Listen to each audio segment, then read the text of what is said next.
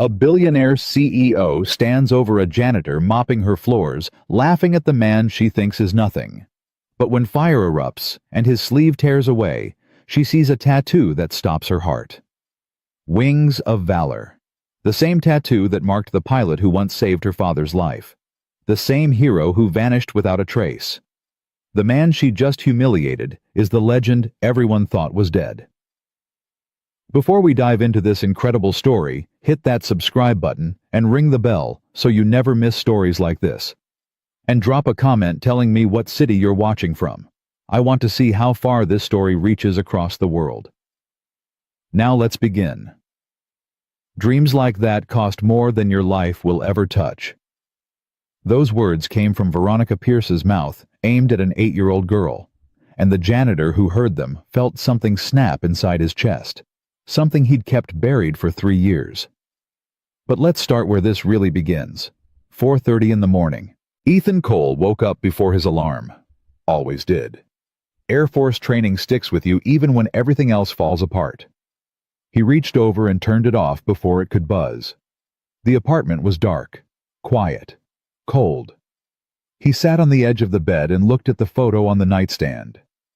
Sarah, his wife, smiling in her nurse's scrubs holding baby Leia.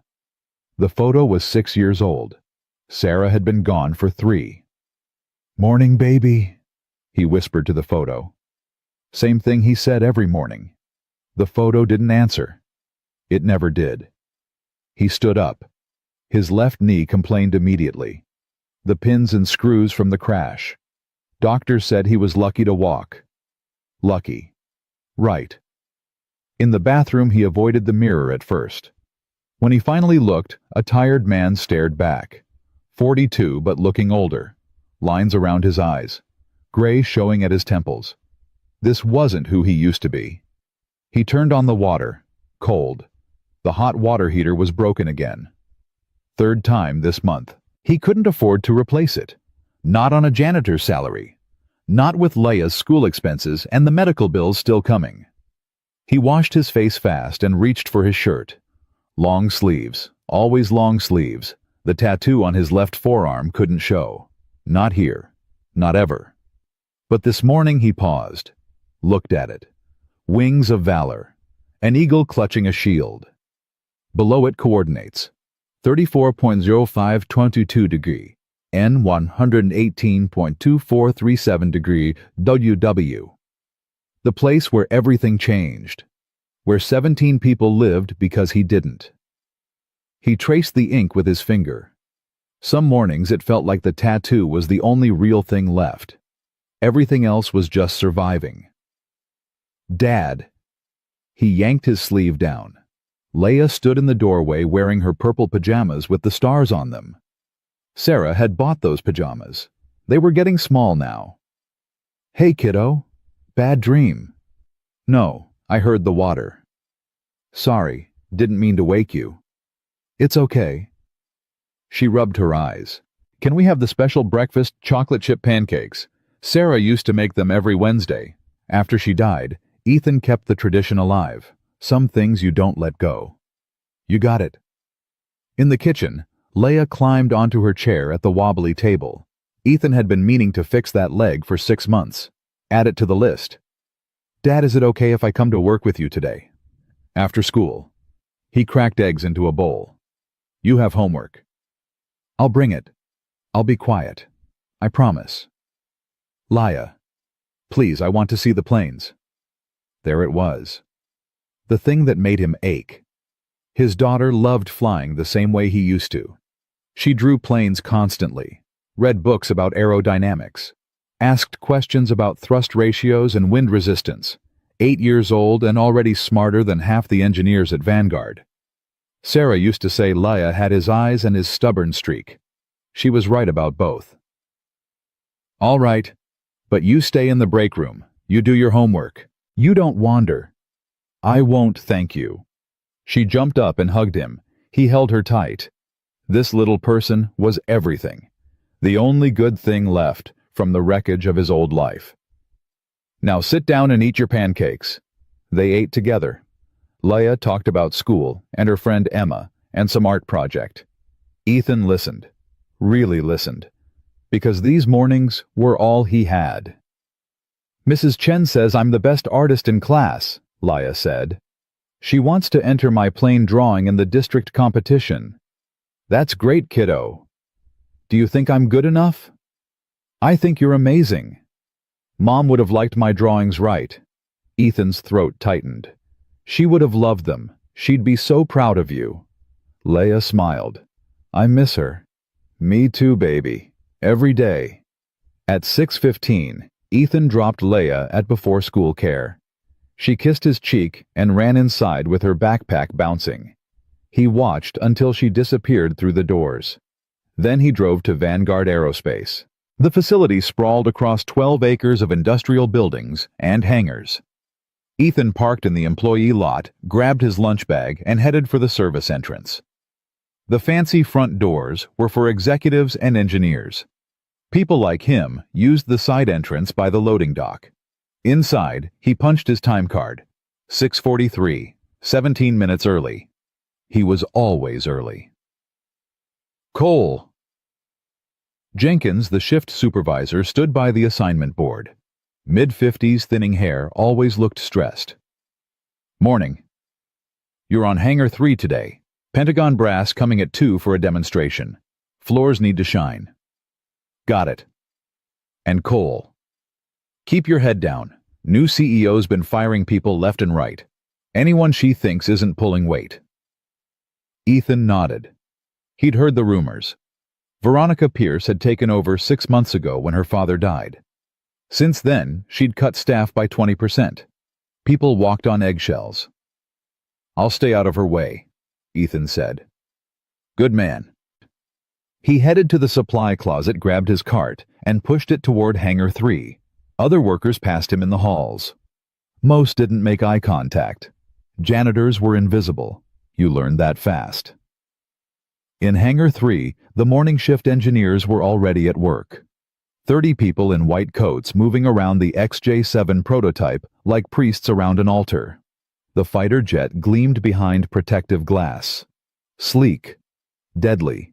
Beautiful. Ethan had flown jets like that. Different models, different wars, but the same basic idea.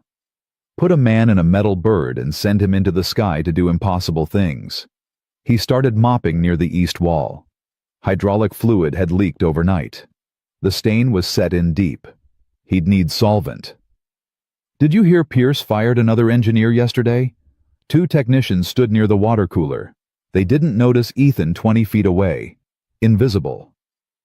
What was his crime? The first tech asked. Disagreed with her in a meeting. Said her timeline was unrealistic. Jesus. She's worse than her father. Her father was tough but fair. She's just mean. My wife says I should start looking for other jobs. Everyone's looking, but where else are we going to work? This is the only aerospace contractor in 3 counties. They walked away, still talking. Ethan kept mopping. It wasn't his business. He was just the janitor. At 9:30, he heard heels clicking on concrete. Sharp, fast clicks. Everyone in the hangar straightened up. That sound meant Veronica Pierce was coming. She swept in with 3 assistants trailing behind her. All young, all terrified, all carrying tablets. Veronica wore a gray suit that probably cost 3 months of Ethan's salary. Her blonde hair was pulled back so tight it looked painful. Status report, she snapped at Dr. Chen, the lead engineer. Dr. Chen hurried over. We're on schedule for the demonstration. All systems checked and ready. Not good enough. We need to be perfect. Pentagon sending General Marks. He has final approval on the contract. We will be perfect, Ms. Pierce. For your sake, I hope so. Her eyes swept the hangar and landed on Ethan. You. What are you doing? Ethan stopped mopping. Cleaning the floor, ma'am. Well, do it somewhere else. You're blocking the view of the prototype. He glanced behind him. He was at least 15 feet from the display, but he wasn't going to argue. Yes, ma'am. He moved his cart toward the south wall. Veronica watched him go, then turned back to Dr. Chen. I want updates every hour. No mistakes. Understood. Understood. She left the same way she came. Fast, loud, leaving tension in her wake. One of the younger engineers exhaled. How did her father ever produce someone like that? An older woman, Lisa from accounting, shook her head. Richard Pierce was a good man. Built this company from nothing. Treated employees like family. His daughter treats us like servants. Someone should tell her how her father really was. And get fired. No thanks. Ethan kept cleaning. But he thought about Richard Pierce. He'd only met the man once years ago. Before the crash. Before everything fell apart. It was at a military event.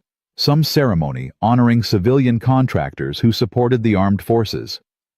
Richard had shaken Ethan's hand and said, "Thank you for your service, son. People like you are why we do what we do." A good man. Lisa was right about that. At 11:45, Ethan took his lunch break. He sat in the back corner of the break room with his sandwich and thermos of coffee. The coffee was lukewarm. He drank it anyway. His phone buzzed. A text from the school. Reminder: Leia's art supplies fee due Friday. $47. $47. He had $23 in his checking account until payday on Tuesday. He'd have to ask if they could wait. Another buzz. A voicemail from the landlord. Mr. Cole, rent was due yesterday. Please call me. His rent was $600. He had $425 after this paycheck. He'd been short before. Mrs. Chen, his landlord, usually gave him a week. But she was getting impatient. He put the phone away. No point worrying. He'd figure it out. He always did. At noon, an old man walked into the break room. White hair, sharp eyes, wearing civilian contractor credentials. Marcus Hale. Ethan had seen him around, but they'd never spoken. Marcus got coffee from the machine and sat down at Ethan's table. Mind if I sit? Free country. Marcus smiled. Marcus Hale. I consult on engine design. Ethan Cole. I know who you are. Something in Marcus's tone made Ethan look up. You're the janitor, Marcus continued. Been here about 3 years. Keep to yourself. Don't cause trouble. That's me. You also move like a soldier, stand like a pilot, and you have a tattoo on your left arm that you keep covered. Ethan's blood went cold. I don't know what you're talking about. Wings of Valor, special operations insignia, only given to pilots in classified missions. You're mistaken. Am I? Marcus leaned forward. I was Air Force myself, 30 years. I knew a pilot once. Ethan Cole from Valor Squadron. Saved 17 lives in a mission that never officially happened. They wanted to give him the Medal of Honor. He disappeared before the ceremony. Ethan's heart hammered. That's a nice story. The official photo is blurry, taken from far away during the rescue, but the tattoo shows clear. Marcus gestured at Ethan's covered arm. Want to tell me I'm wrong? For a long moment, neither spoke. The break room was empty except for them. On the wall, a clock ticked. Why does it matter? Ethan finally asked. Because you're better than this. Better than being invisible. I have a daughter to feed. Bills to pay. This job does that. There are other jobs. Not for washed-up pilots with medical discharges and bad knees. Ethan met Marcus's eyes. That man you're talking about, he died in a crash 3 years ago. I'm just the janitor now. Marcus studied him. Your choice. But if you ever need anything, find me. Why would you help me? Because I was at that ceremony. I saw what you did. And I saw you refuse the medal because you said the real heroes were the people you saved. That kind of character doesn't disappear just because you mop floors. Marcus stood up and left. Ethan sat alone staring at his half-eaten sandwich. His arm itched where the tattoo was. Some ghosts don't stay buried. At 2:45, Leia showed up. She came through the employee entrance with her backpack and her smile. Ethan was in the break room when she arrived. Dad. Hey kiddo, how was school? Amazing. We learned about Bernoulli's principle. It's how wings create lift. The air moves faster over the curved top than the flat bottom, so there's lower pressure on top and higher pressure on bottom, and that pushes the wing up. Isn't that cool? His daughter, explaining aerodynamics like other kids, talked about cartoons. That's exactly right. Can you show me a real wing later? We'll see. Right now, homework. Remember the rules. Stay in the break room. Don't touch anything. Be invisible like you. She said it without bitterness, like it was just a fact of life. That hurt worse than if she'd complained. Good girl. I'll be back in an hour. He went back to work. Hangar 3 was packed now. Military personnel in dress uniforms, executives in suits. The Pentagon demonstration was starting. Ethan stayed on the edges, emptying trash cans, wiping down surfaces. Invisible. General Marks stood with Veronica in front of the XJ7. Impressive specs, Ms. Pierce. Thank you, General. This engine represents a 30% increase in fuel efficiency over current models. Revolutionary technology. Developed entirely in-house by our expert team of engineers. Veronica gestured at Dr. Chen. Dr. Chen led the project. Dr. Chen smiled nervously. We're very proud of the work. Let's see it in action, the general said. Veronica nodded at Dr. Chen. Fire it up. Dr. Chen moved to the control panel with 2 other engineers. They started the ignition sequence. The engine hummed to life. Ethan watched from 30 feet away. He couldn't help himself. Engines still fascinated him. The controlled explosion. The beautiful violence of thrust. But something was wrong. The pitch was off.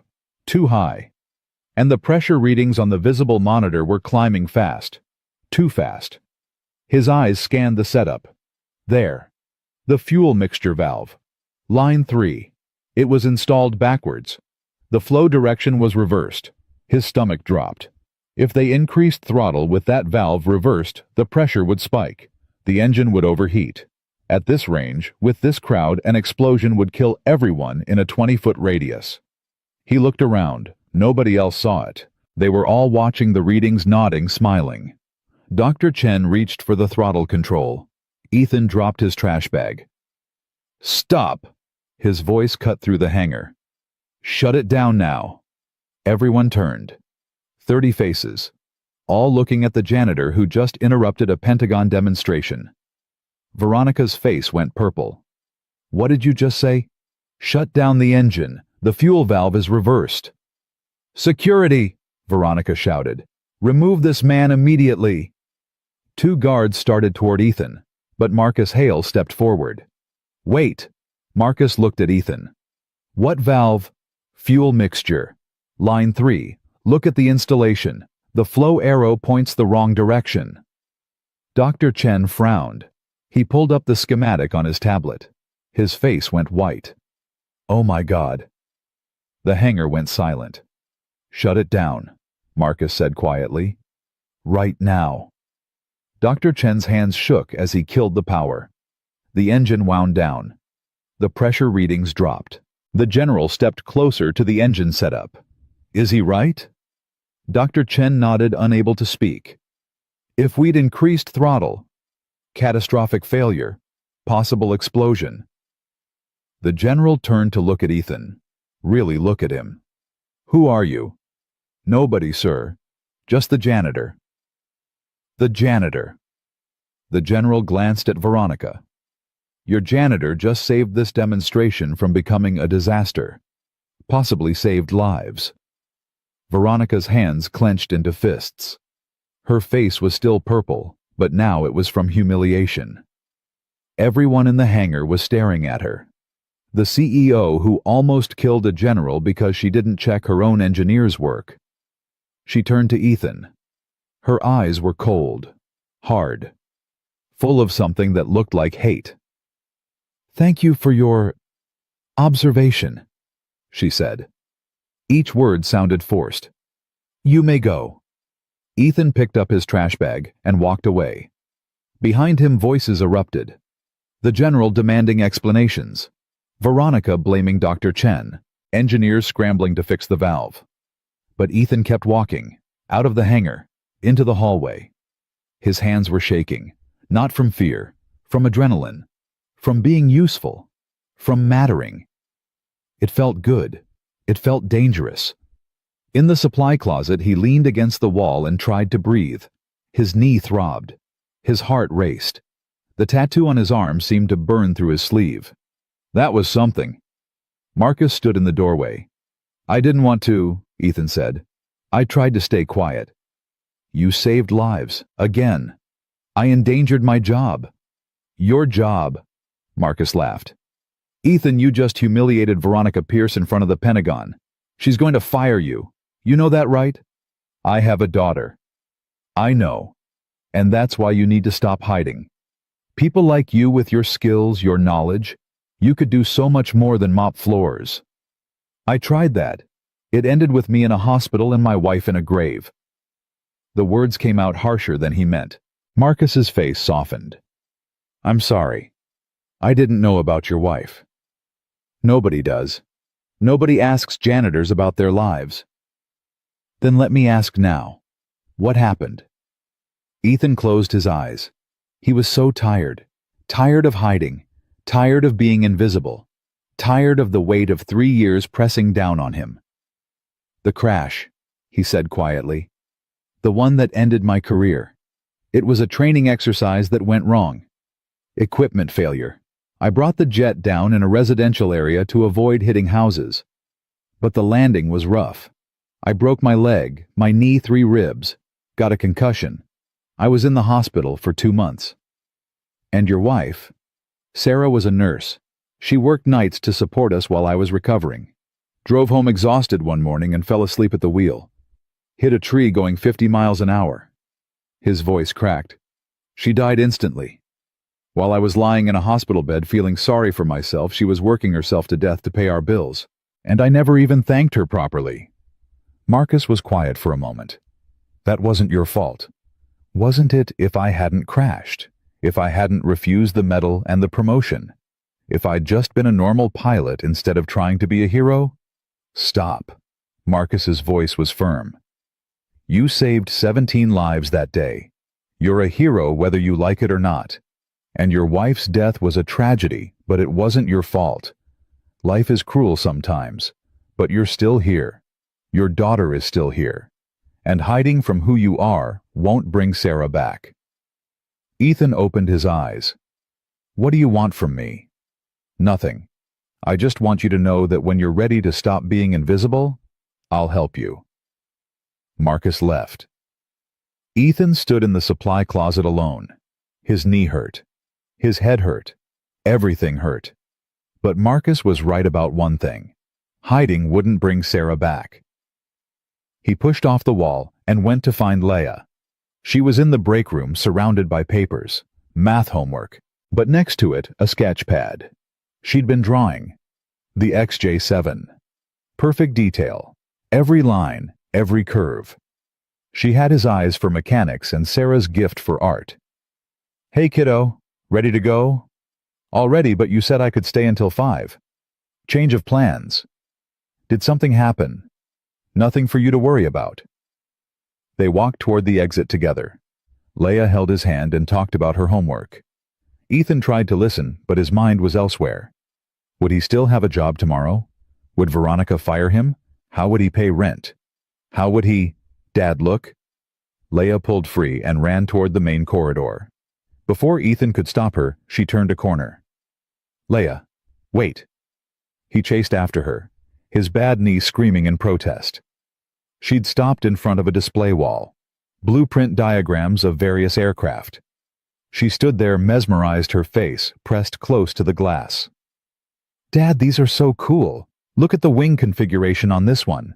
It's like nothing I've ever—" "Young lady." Veronica Pierce stood 10 feet away. She'd changed into a different suit. Black this time. Her face was still tight with anger from the demonstration. She walked toward Leia slowly, deliberately. What are you doing? Leia stepped back from the display. I was just looking. I didn't touch anything. This area is restricted. I'm sorry I didn't know. Do you know what these documents are worth? Each blueprint on this wall represents millions of dollars in research. Ethan arrived out of breath. She's with me. She didn't mean any harm. Veronica turned those cold eyes on him. The janitor, again. Tell me, do you make a habit of letting your child run wild in restricted areas? She didn't run wild. She walked 30 feet to look at pictures. These aren't pictures. These are classified documents. She's 8 years old. She doesn't know what classified means. Then perhaps you should teach her boundaries. Veronica looked down at Leia. What's your name? Leia. Her voice was small now, scared. Leia, do you like airplanes? Yes, ma'am. And you want to be a pilot someday? Yes, ma'am. More than anything. Veronica smiled. It wasn't a kind smile. Let me tell you something, Leia. People like you don't become pilots. Do you know why? Leia shook her head. Because dreams like that cost money. Real money. Flight school costs hundreds of thousands of dollars. Your father mops my floors for minimum wage. By the time you're old enough for college, he'll still be mopping my floors. You'll be lucky to afford community college, let alone flight school. She leaned down. Dreams like that cost more than your life will ever touch. The words hit like bullets. Ethan saw his daughter's face crumple, saw her eyes fill with tears, saw her whole world shatter. That's enough, Ethan said. His voice was quiet, dangerous. Excuse me? You made your point. She's a child. Leave her alone. I'll do whatever I want in my own company. Your father built this company on the idea that everyone deserves a chance to dream. I guess you didn't inherit that from him. Veronica's face went red. How dare you? Come on, Leia. Ethan took his daughter's hand. We're leaving. You're fired, Veronica said. Ethan stopped. Effective immediately, she continued. Security will escort you out. Mom! Leia was crying now. Full sobs. Don't fire him. Please, it was my fault. I'm the one who looked at the pictures. Veronica ignored her. Security. 2 guards appeared. They looked uncomfortable. Ms. Pierce, one of them said, is this really necessary? Are you questioning me? No, ma'am. But he did just save the demonstration. I don't care what he did. I want him gone. The guards looked at Ethan. Sir, we need you to come with us. Ethan knelt down next to Leia. She was sobbing into her hands. He pulled her close. It's okay, baby. It's going to be okay. It's not. She fired you because of me. This isn't because of you. This has nothing to do with you. But I looked at the pictures. You did nothing wrong. You hear me, nothing. He pulled back and looked at her face, tears streaming down her cheeks, nose running, heartbroken. You are brilliant and talented, and you're going to do amazing things. Don't ever let anyone tell you that your dreams are too big. But flight school costs. We'll figure it out. We always do. He stood up. The guards waited. The hallway had filled with people now. Employees watching, some filming on their phones. Veronica stood with her arms crossed, looking satisfied. Ethan walked past her toward the exit. The guards followed. Leia held his hand and cried. But at the door, Ethan stopped. He turned back. You know what your father told me once, he said to Veronica. He said the real measure of a company isn't profit. It's how you treat people when no one's watching. He said character matters more than capability. My father was weak, Veronica said. That's why this company was failing when I took over. Your father was a good man, and you're proving you're nothing like him. He walked out. Behind him, the whispers started. Phones kept filming. And somewhere in that crowd, Marcus Hale smiled. That night after Leia was asleep, Ethan sat at the wobbly kitchen table. His phone buzzed. Texts from coworkers. Man, that was intense. Can't believe she fired you. You're a legend. Videos already going viral. He opened social media. Sure enough, someone had posted the footage. Janitor stands up to billionaire CEO for his daughter. Already had 50,000 views. Great. Viral fame. That would really help pay rent. His phone rang. Unknown number. Hello. Mr. Cole. This is David Morrison from Channel 7 News. I'd like to interview you about what happened today at Vanguard Aerospace. No comment. He hung up. It rang again. Different number. Different reporter. He turned the phone off. In his bedroom, he looked at Sarah's photo. I messed up again, baby, he whispered. Lost the job. Don't know what I'm going to do. But I couldn't let her talk to Leia like that. I couldn't let our daughter think her dreams don't matter. The photo smiled at him. Silent. Understanding. He rolled up his sleeve and looked at the tattoo. Wings of valor. The coordinates. The eagle. The shield. Maybe Marcus is right, he said to the empty room. Maybe hiding isn't helping anyone. He lay down in bed and stared at the ceiling. Tomorrow he'd start looking for a new job. Tomorrow he'd figure out how to pay rent. Tomorrow he'd deal with all of it. But tonight, his daughter was asleep down the hall, safe and warm. And that was enough. Outside, the world kept turning. The video kept spreading. And in a penthouse across town, Veronica Pierce watched the same video, her hands shaking with rage. She didn't know yet what she'd just started. She didn't know that the janitor she fired was about to change everything.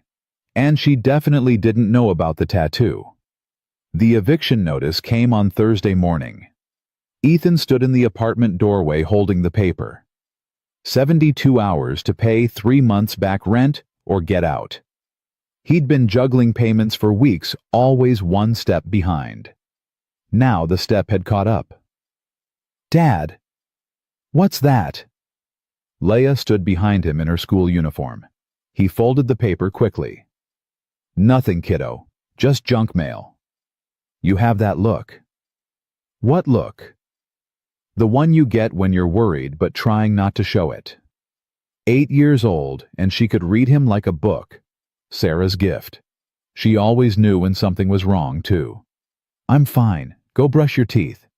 She didn't move. We're going to be okay, right? He knelt down, ignoring the protest in his knee. We're always okay. You and me. That's all that matters. I heard you on the phone last night, talking to the bank. So she'd been awake. He thought he'd been quiet. Sometimes grown-ups have boring money conversations. Nothing for you to worry about. Is it because you lost your job because of me? Stop.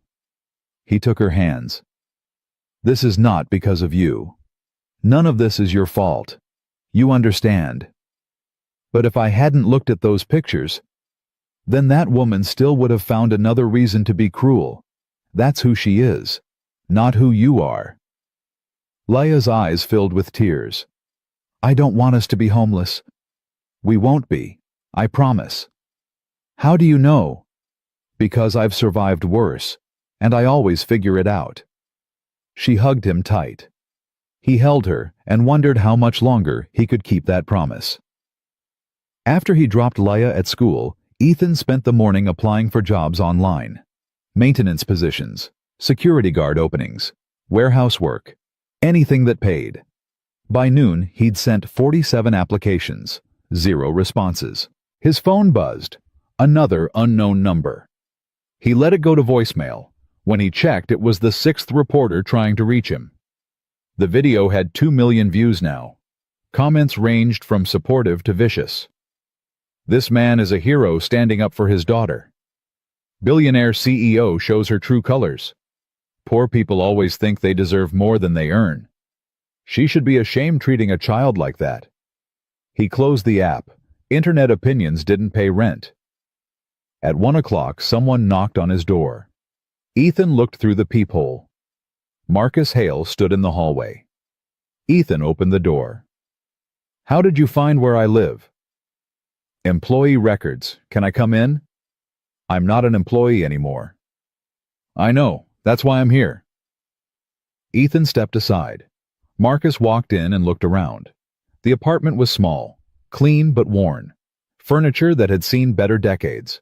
Photos of Sarah everywhere. Your wife? Marcus asked, gesturing at a frame on the bookshelf. Yeah.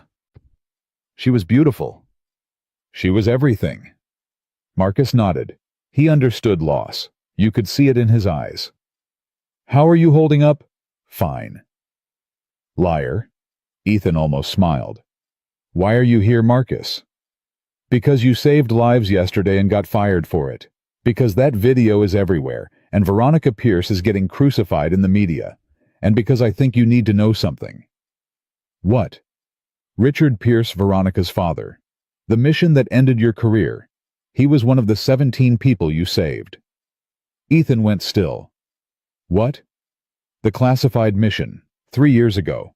Equipment transport gone wrong over hostile territory. 17 civilian contractors trapped.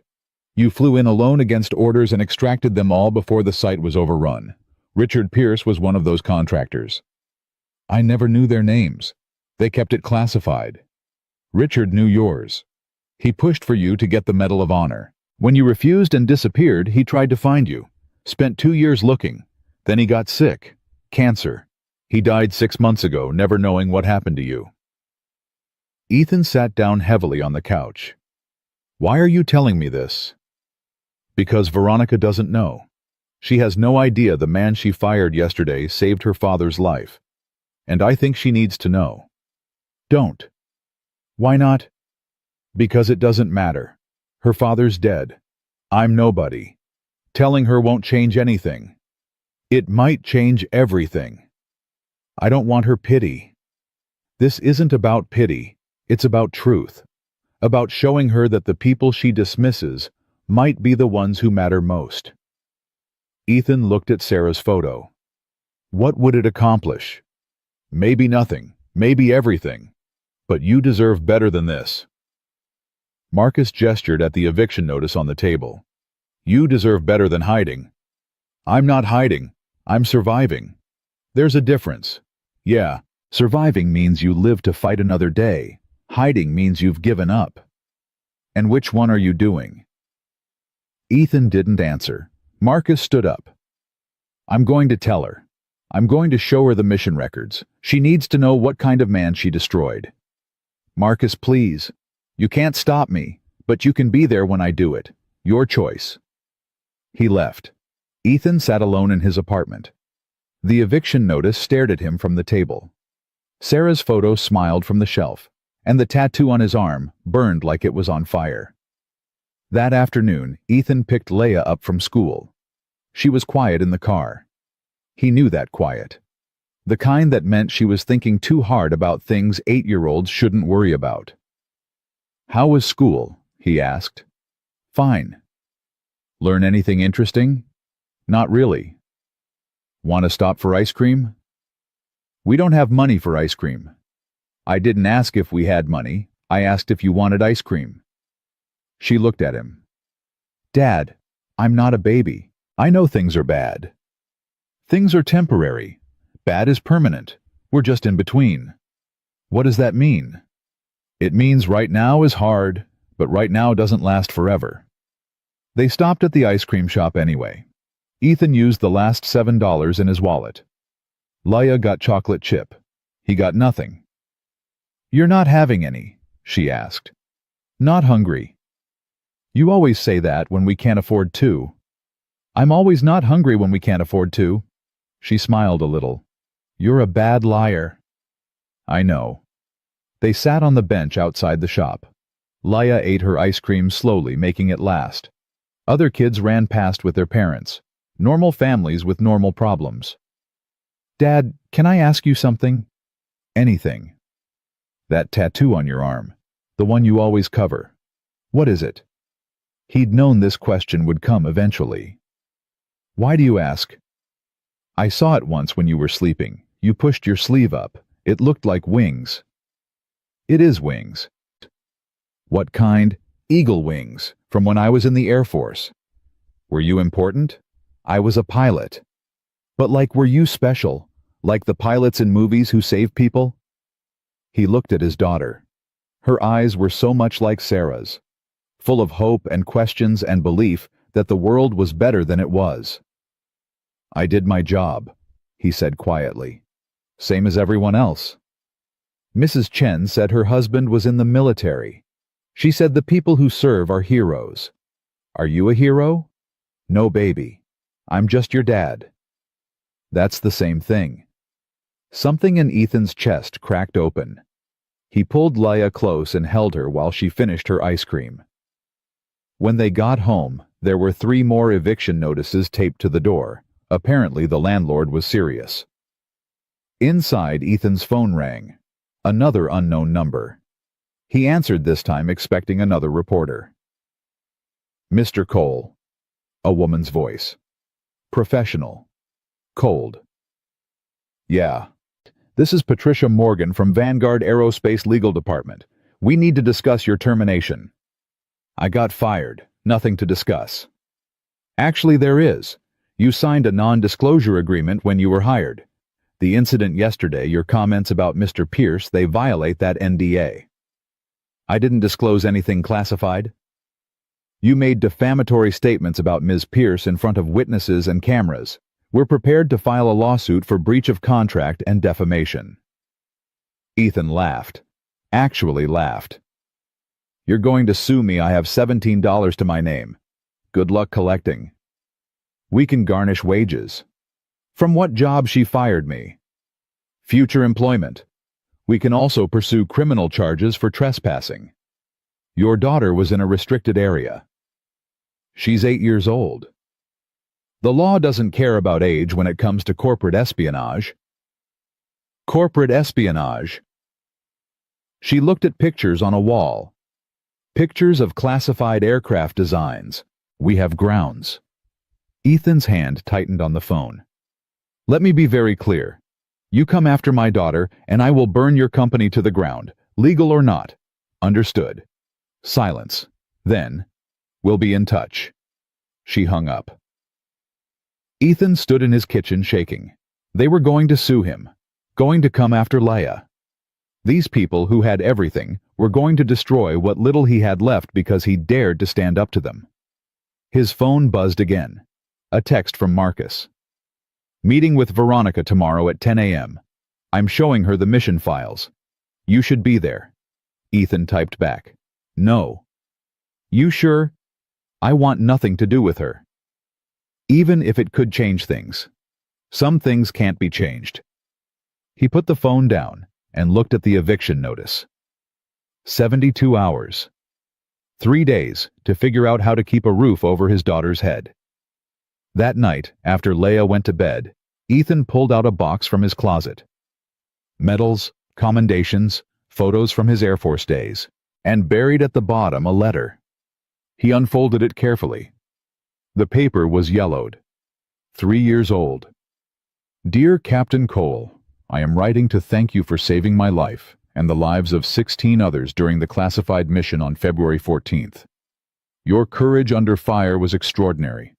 Your willingness to risk everything for strangers defines what it means to be a hero. I tried to nominate you for the Medal of Honor, but you declined. I respect your wishes, but I want you to know that you will always be a hero to me and my family. If you ever need anything at all, please contact me. Sincerely, Richard Pierce. Below the signature was a phone number. Ethan had never called it. He looked at the letter for a long time. Richard Pierce, Veronica's father. The man who built Vanguard Aerospace from nothing. The man whose daughter just threatened to sue him. What would Richard think of what his daughter had become? Ethan folded the letter and put it back in the box. Some ghosts needed to stay buried. The next morning, Ethan woke up to his phone exploding with notifications. He grabbed it, squinting at the screen. The video had gone mega viral. 15 million views. News stations were covering it. Twitter was trending with hashtags. Justice for Janitor Dad. Boycott Vanguard. Billionaire bully. And then he saw the new video. Someone had leaked security footage from inside Vanguard. The engine demonstration. Ethan warning about the valve. Veronica dismissing him. The near disaster. The general's reaction. The caption read, "The same janitor she mocked and fired saved Pentagon lives hours before." The internet was on fire. Comments flooded in by the thousands. This man is a hero, and she fired him for protecting his daughter. Vanguard Aerospace needs to answer for this. Where's the mainstream media? This is a huge story. I'm a veteran and this makes me sick. Men like him deserve better. Ethan's phone rang. Marcus. "Have you seen the news?" Marcus asked. "Just did?" "It's everywhere. Every major outlet is covering it. Veronica's being destroyed. The board is calling emergency meetings. Investors are pulling out. This is huge." "I didn't want this." "I know, but it's happening anyway, which is why you need to come to this meeting." "I told you no." "Ethan, listen to me. She threatened to sue you, right? To come after Leia." "How did you know that?" "Because I know how these people operate. But here's the thing. Right now, the entire world is watching. If she tries anything, it'll make things 1,000 times worse. This is your moment. Come to this meeting. Let her see who you really are. Let her understand what she's done." "And then what? She apologizes and everything's fine." "No, but maybe she learns something. Maybe she changes. And maybe you get justice." "I don't want justice. I want to feed my daughter." "Then let me help you. I have connections. I can get you interviews. Real jobs, good jobs. But first you need to stop hiding." Ethan closed his eyes. "What time is the meeting?" 10 o'clock. Vanguard headquarters. Conference room 7. "I'll think about it." "Don't think. Just come." Marcus hung up. Ethan sat on the edge of his bed. Sarah's photo watched him from the nightstand. "What should I do, baby?" he whispered. "What would you tell me?" The photo didn't answer, but he heard her voice in his head anyway, clear as day. "Stop hiding. Fight for our daughter."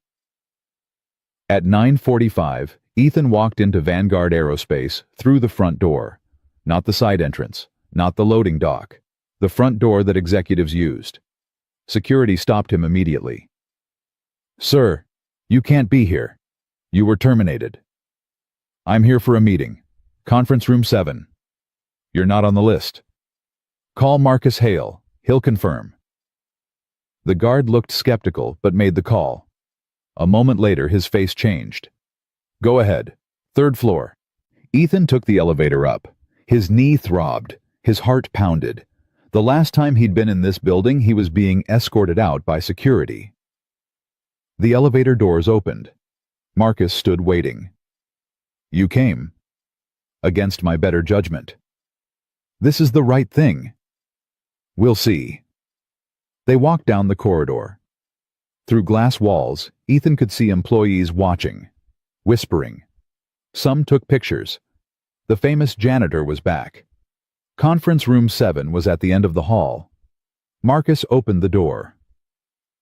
Inside, Veronica Pierce sat at the head of a long table. She looked different, tired. Her hair wasn't pulled back as tight. Her suit was wrinkled. The internet had not been kind. When she saw Ethan, her face hardened. "What is he doing here?" "He needs to hear this," Marcus said. "I don't care what he needs. I want him gone." "Sit down, Veronica. Don't tell me what to do in my own company. Your father's company. And that's what this is about." Veronica went still. "What?" Marcus pulled out a folder. He set it on the table and opened it. Inside were documents, military records, mission reports, photos.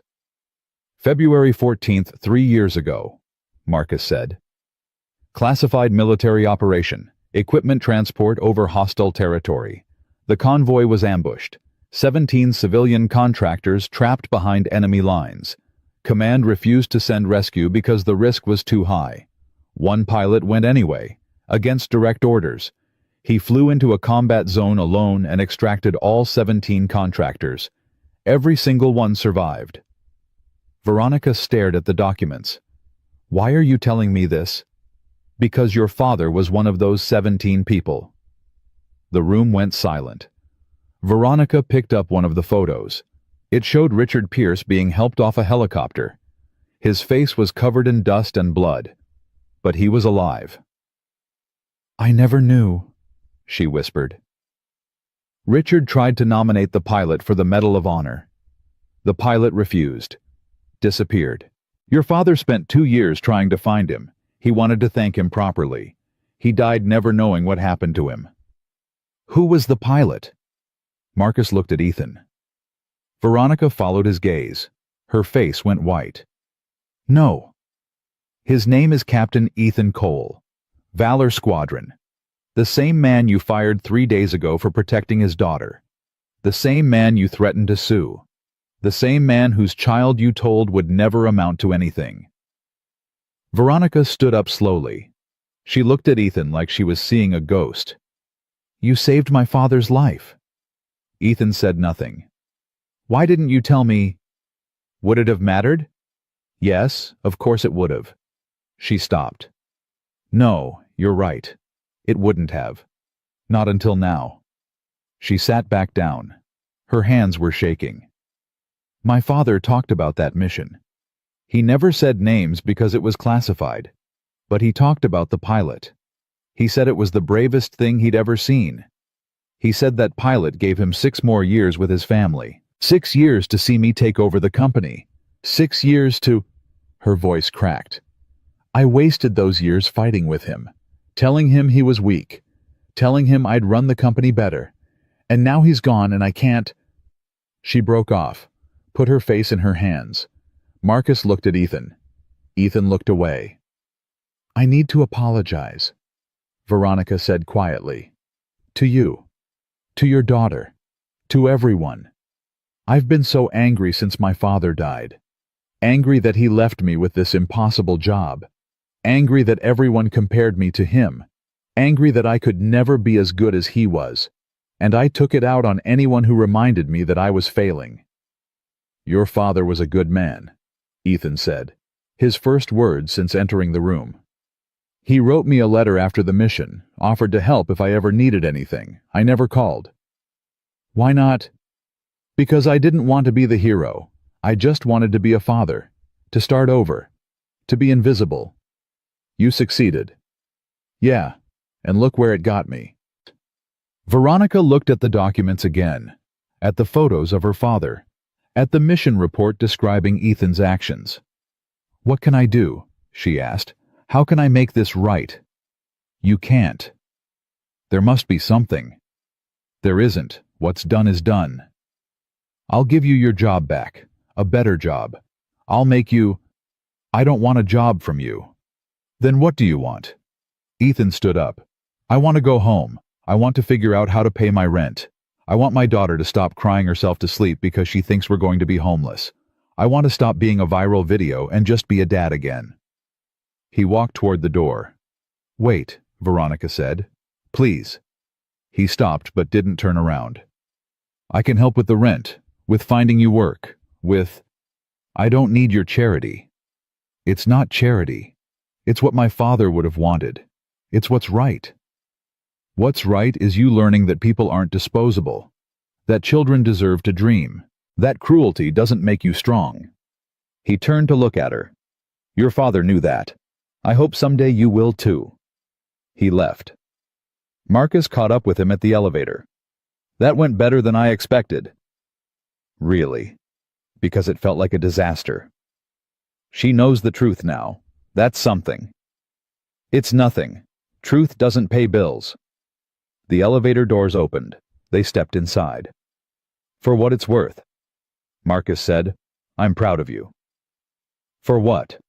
For not backing down, for standing your ground, for being exactly who your daughter needs you to be. The doors closed. Ethan leaned against the wall. He was so tired. Tired of fighting. Tired of surviving. Tired of everything. His phone buzzed. A text from an unknown number. Mr. Cole, this is Veronica Pierce. I'm transferring $50,000 to your account. It's not charity. It's what my father would have done. Please accept it. For your daughter. Ethan stared at the message. $50,000. More than he'd made in 2 years as a janitor. Enough to pay rent for a year. Enough to breathe.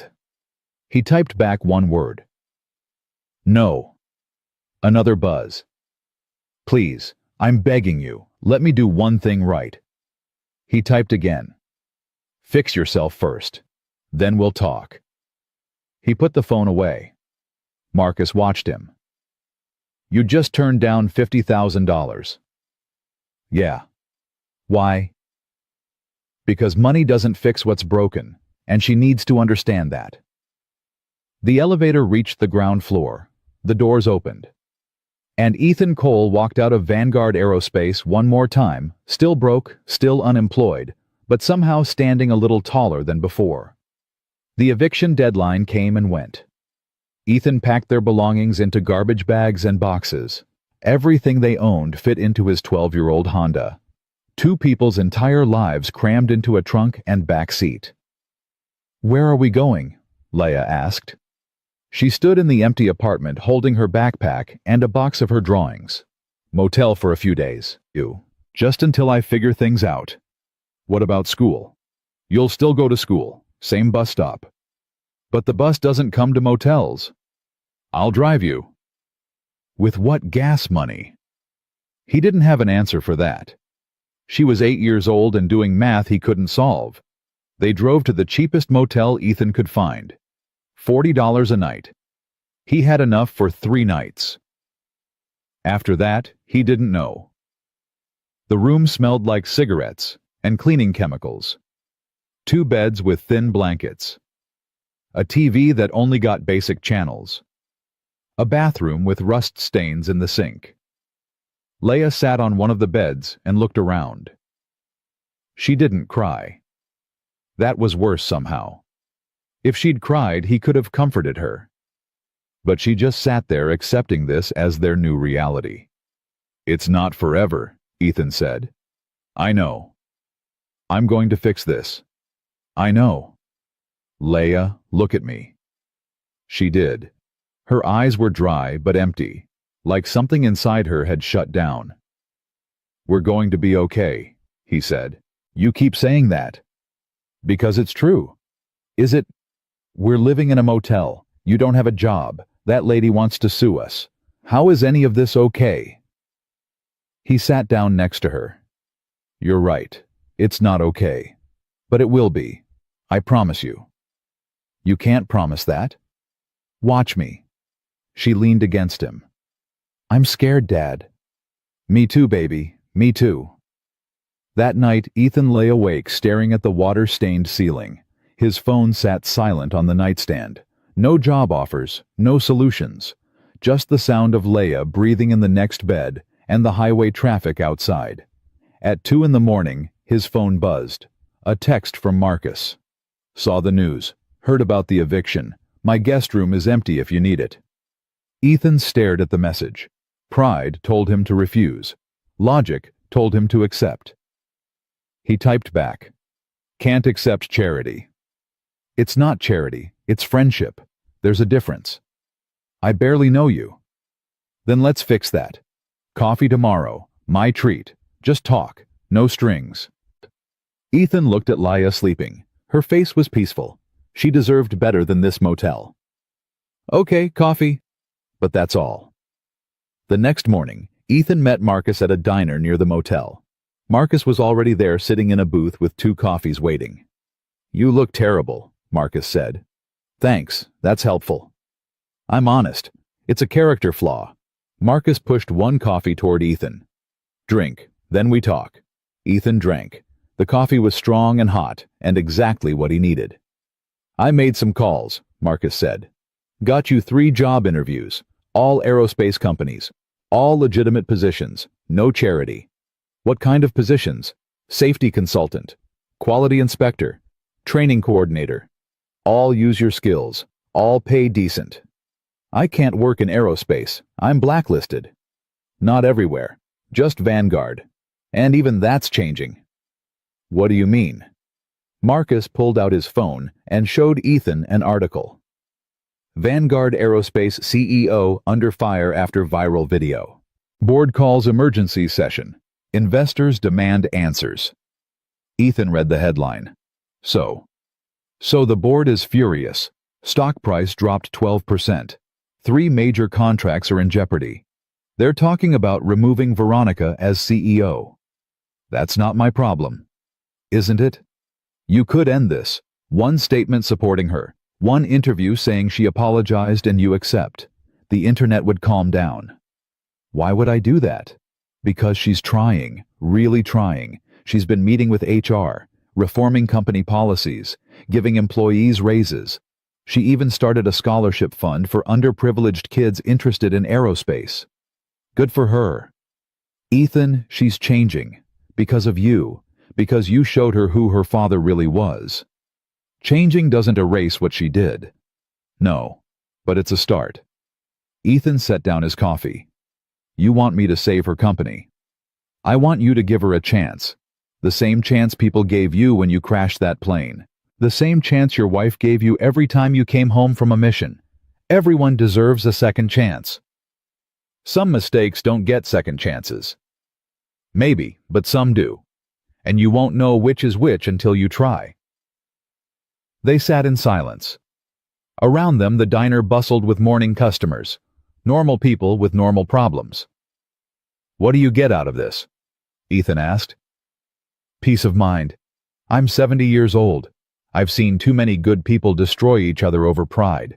Richard was my friend. You remind me of him. Veronica could be like him too if someone guides her. That's all I want. A world with more Richards and fewer battles. That's very philosophical. That's very exhausting. But here we are. Ethan looked at the job listings Marcus had pulled up. Real positions, real companies, real money. If I take these interviews, I'm not doing it for her. I know. And I'm not making any statements. Fair enough.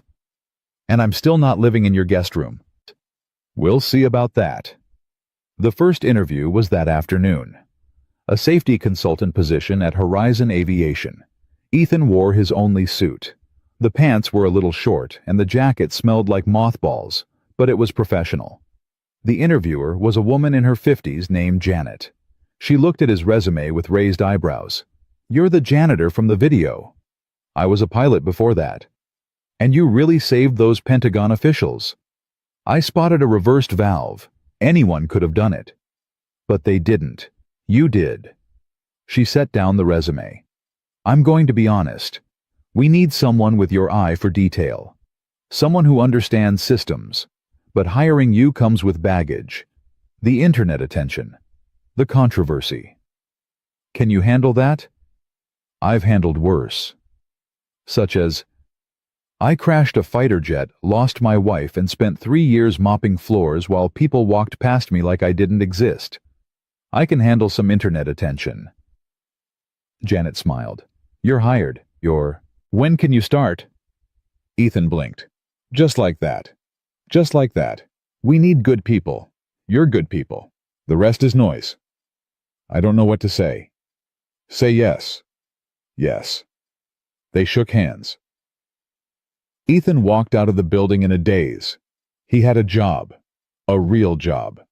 $45,000 a year. Benefits. Respect. He called Marcus. I got it. Told you. Good people recognize good people. Thank you. For the referral. For everything.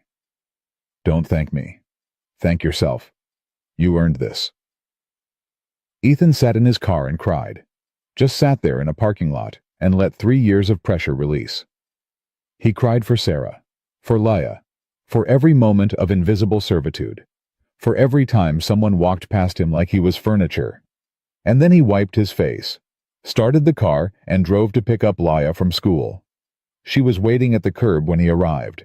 She climbed in and looked at him. Why are your eyes red? Allergies. You're a bad liar. I got a job, kiddo. Her face transformed. Really? Really? Start Monday. Real salary, real benefits. Can we move out of the motel? We can move into an apartment. A nice one. She hugged him so hard he could barely breathe. I told you we'd be okay. You did. You were right. That weekend they moved into a small 2-bedroom apartment. Nothing fancy, but clean and safe. Leia got her own room. Ethan hung Sarah's photo on his nightstand. We made it, baby. He whispered to the picture. We're going to be okay. Monday morning, Ethan started his new job. Horizon Aviation was smaller than Vanguard, but friendlier. People said good morning, remembered his name, treated him like a person. His supervisor, Tom, gave him a tour of the facility. Your job is to spot problems before they become disasters. Use that eye for detail. Trust your instincts. If something feels wrong, speak up. Even if I'm wrong. Especially if you're wrong. Better to check and be wrong than stay quiet and be right. It was everything Vanguard wasn't. Respect, communication, value. At lunch, Ethan sat in the break room checking his phone. There was a message from an unknown number. He almost deleted it, but something made him open it. Mr. Cole, this is Veronica Pierce. I know you don't want to hear from me, but I wanted you to know that Vanguard is implementing new policies. Employee dignity standards, grievance procedures, family accommodations, everything my father would have wanted. I'm trying to be better. I hope someday you can forgive me. Ethan stared at the message for a long time. Then he deleted it without responding. Some wounds needed time. 3 weeks passed. Ethan settled into his new job. Leia thrived in school. They found a rhythm. Not perfect, but stable. For the first time in 3 years, Ethan could breathe. Then Marcus called. Turn on the news. Why? Just do it. Ethan found a TV in the break room. The news was showing Vanguard Aerospace, fire trucks, ambulances, smoke pouring from one of the hangars. What happened? Ethan asked.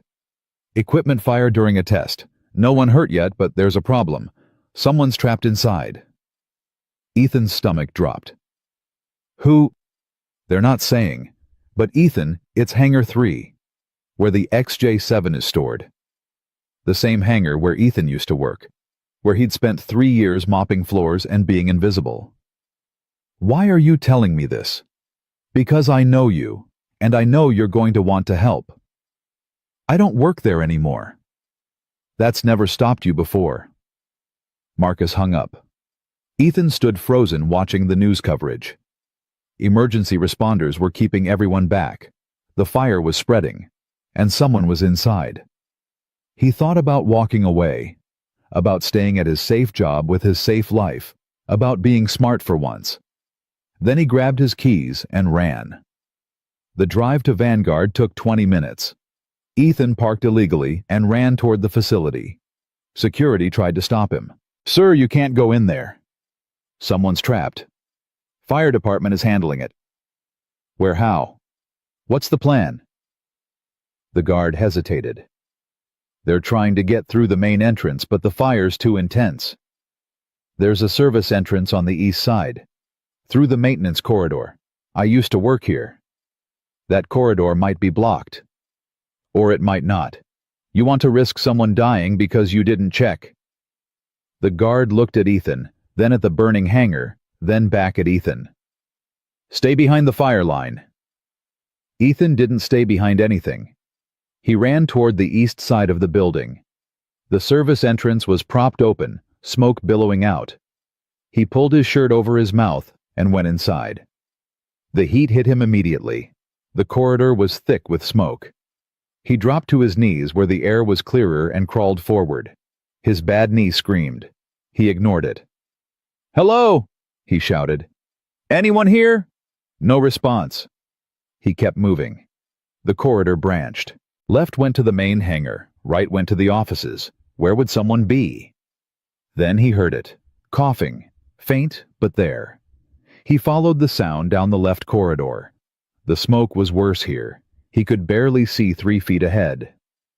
Where are you? He called. Here. A woman's voice, weak. I can't breathe. He crawled faster. His knee gave out twice. Each time he forced himself up and kept going. And then he saw her. Veronica Pierce was on the ground behind a collapsed beam. Her face was covered in soot. Blood ran from a cut on her forehead. She looked up and saw Ethan. "You," she gasped. "Yeah, me." "What are you doing here?" "Apparently saving your life again. Some people never learn." He grabbed the beam and pulled. It didn't move. He tried again, putting his full weight into it. His knee buckled, but he kept pulling. The beam shifted. 6 inches. Enough. He grabbed Veronica's arm. "Can you walk?" "I think so." "Then move."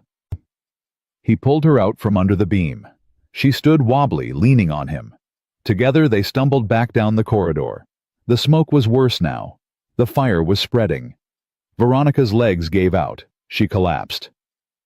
"Get up," Ethan said. "I can't." "You can and you will." "Leave me. Save yourself." Not an option. He pulled her arm over his shoulders and half carried, half dragged her toward the exit.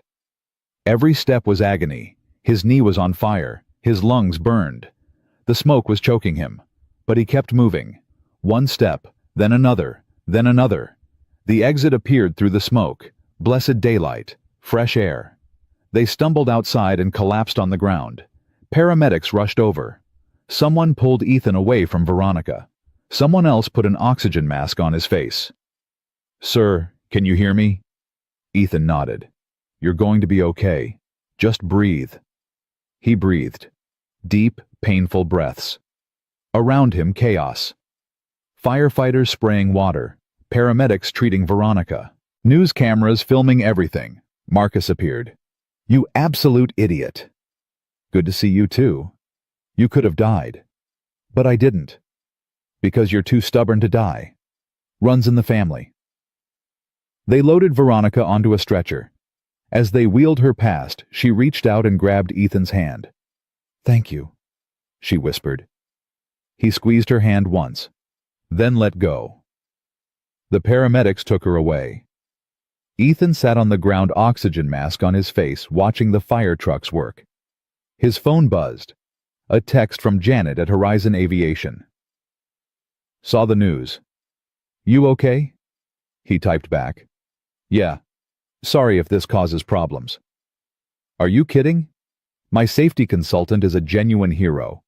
This is the best PR we could ask for. Take the week off, paid, feel better." He smiled despite everything. Another text, this one from Laya's school. "Your daughter saw the news. She's worried. Called her. She's okay. We told her you're safe." And another from Marcus. "The guard at Vanguard entrance just told reporters you saved Veronica. It's going viral. Again." Ethan looked up at the sky. Somewhere up there, Sarah was probably laughing at him. "I know," he said to the clouds. "I can't stay out of trouble. I'm working on it."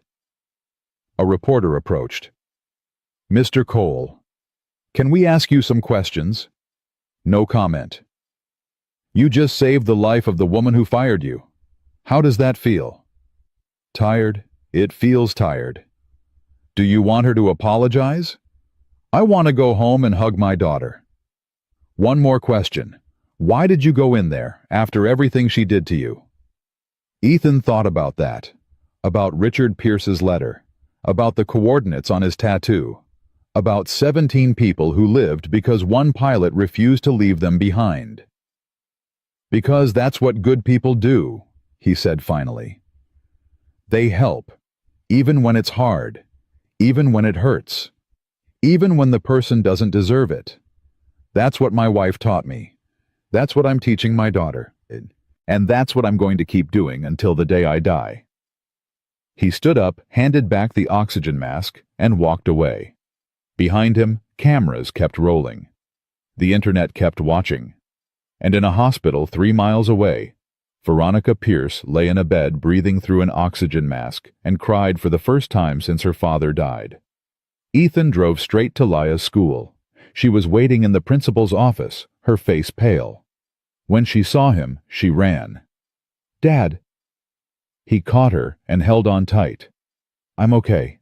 I'm okay. I saw the fire on TV. They said someone went inside. I knew it was you."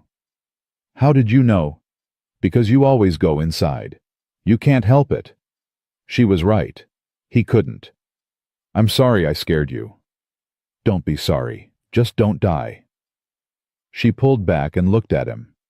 "Promise me you won't die." "I can't promise that, baby." "Yes, you can. Just promise." He looked at his daughter, 8 years old and already understanding that the world takes people away, already afraid of losing him the way she lost Sarah. "I promise I'll try my hardest to stay alive." "How's that?" "Not good enough, but I'll take it." They went home. Ethan took a shower washing off the smoke and soot. When he looked in the mirror, his left arm was burned. Not badly, but enough to hurt. The tattoo was blistered at the edges. Wings of valor marked by fire. He bandaged it and came out to find Leia making dinner. Grilled cheese sandwiches, slightly burnt. "I wanted to help," she said. "These look perfect." They ate together at their small kitchen table. The TV played news coverage on mute. Ethan's face was everywhere.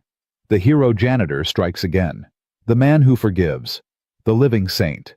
"They're calling you a saint," Leia said, watching the screen. "I'm not a saint."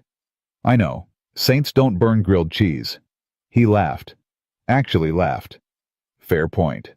His phone rang. Hospital number. "Mr. Cole, this is Dr. Patterson at Mercy General. Veronica Pierce is asking to see you." "I'm not family." "I know, but she's insisting. She says it's important." "Tell her I'll think about it." "Mr. Cole, she saved her phone from the fire just to call you. She's been asking every nurse if you're okay. I think she really needs to see you." Ethan closed his eyes. "I'll come tomorrow." "Thank you." He hung up. Leia was watching him. "That was about her, wasn't it, the mean lady?" "Yeah." "Are you going to see her?" "I don't know." "Mom would have." Ethan looked at his daughter. "What?" "Mom always said forgiveness isn't for the other person, it's for you. She said holding on to anger is like drinking poison and expecting the other person to die." "When did she tell you that?" "I don't remember, but I remember the words." Sarah's wisdom living on through their daughter. Ethan's throat tightened. "Mom was smarter than both of us." "I know." Leia picked up her plate. "I think you should go see her, not because she deserves it, but because you do." 8 years old. When had she gotten so wise? That night, Ethan lay in bed staring at the ceiling. His arm throbbed, his knee ached, his lungs felt raw. But he was alive. And Veronica was alive.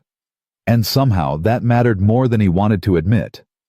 He picked up his phone and looked at the deleted messages from Veronica.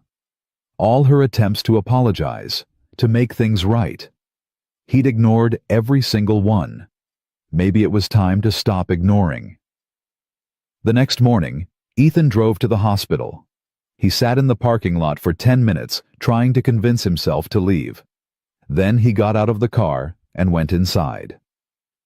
Veronica was in a private room on the 4th floor. 2 security guards stood outside. They recognized him immediately. "Mr. Cole, she's been waiting for you." They opened the door. Veronica sat propped up in bed, oxygen tubes and her nose bandages on her arms. When she saw Ethan, her eyes filled with tears. "You came." "Yeah." "I didn't think you would." "Neither did I." He stood awkwardly by the door. She gestured at a chair. "Please, sit." He sat. They looked at each other across 3 feet of hospital room that felt like miles. "Thank you," Veronica said finally, "for saving my life." "You already thanked me." "I know, but I need to say it again, and probably 1,000 more times. Once is enough." "It's not. Nothing is enough. You saved my father's life. I treated you like garbage. You saved my life anyway. I don't understand why. Because it was the right thing to do. Most people don't do the right thing. Then most people are wrong. She laughed, then winced. Hurts to laugh. Smoke inhalation will do that. You sound like you know from experience. I do. They sat in silence. Outside, hospital sounds echoed. Footsteps, beeping machines, distant conversations. I've been doing a lot of thinking, Veronica said. Lying here with nothing to do but think, and I realized something. I became the villain in my own story. I was so afraid of being weak, like I thought my father was, that I became cruel. And cruelty isn't strength. It's just fear wearing a mask. Your father wasn't weak. I know that now. But for years I thought he was. He cared too much, gave too many second chances, let employees take advantage. I thought being hard would make the company stronger. Did it? No. It made the company afraid. And fear doesn't breed innovation. It breeds compliance. My father understood that. I didn't. So, what are you going to do about it? I'm changing everything. The policies I mentioned in those texts you deleted, I'm actually implementing them. Employee councils, fair wage reviews, family leave policies, everything my father wanted but didn't have time to finish. Good. It's not good. It's the bare minimum. What I did to you, to your daughter, that was unforgivable. Maybe. There's no maybe. It was wrong, and I need you to know that I see that now. I see you, not the janitor, not the hero, just the man trying to raise his daughter and do right by the world. I see you, and I'm sorry. Ethan looked at her. Really looked. The CEO armor was gone. Just a woman in a hospital bed, broken and honest. I accept your apology, he said quietly. She started crying. Full shoulder-shaking sobs. Thank you. Thank you. But accepting your apology doesn't mean we're friends. I know. And it doesn't mean I trust you. I know. It just means I'm done being angry. For me. Not for you. She nodded, wiping her eyes. That's more than I deserve. Yeah, it is. The door opened.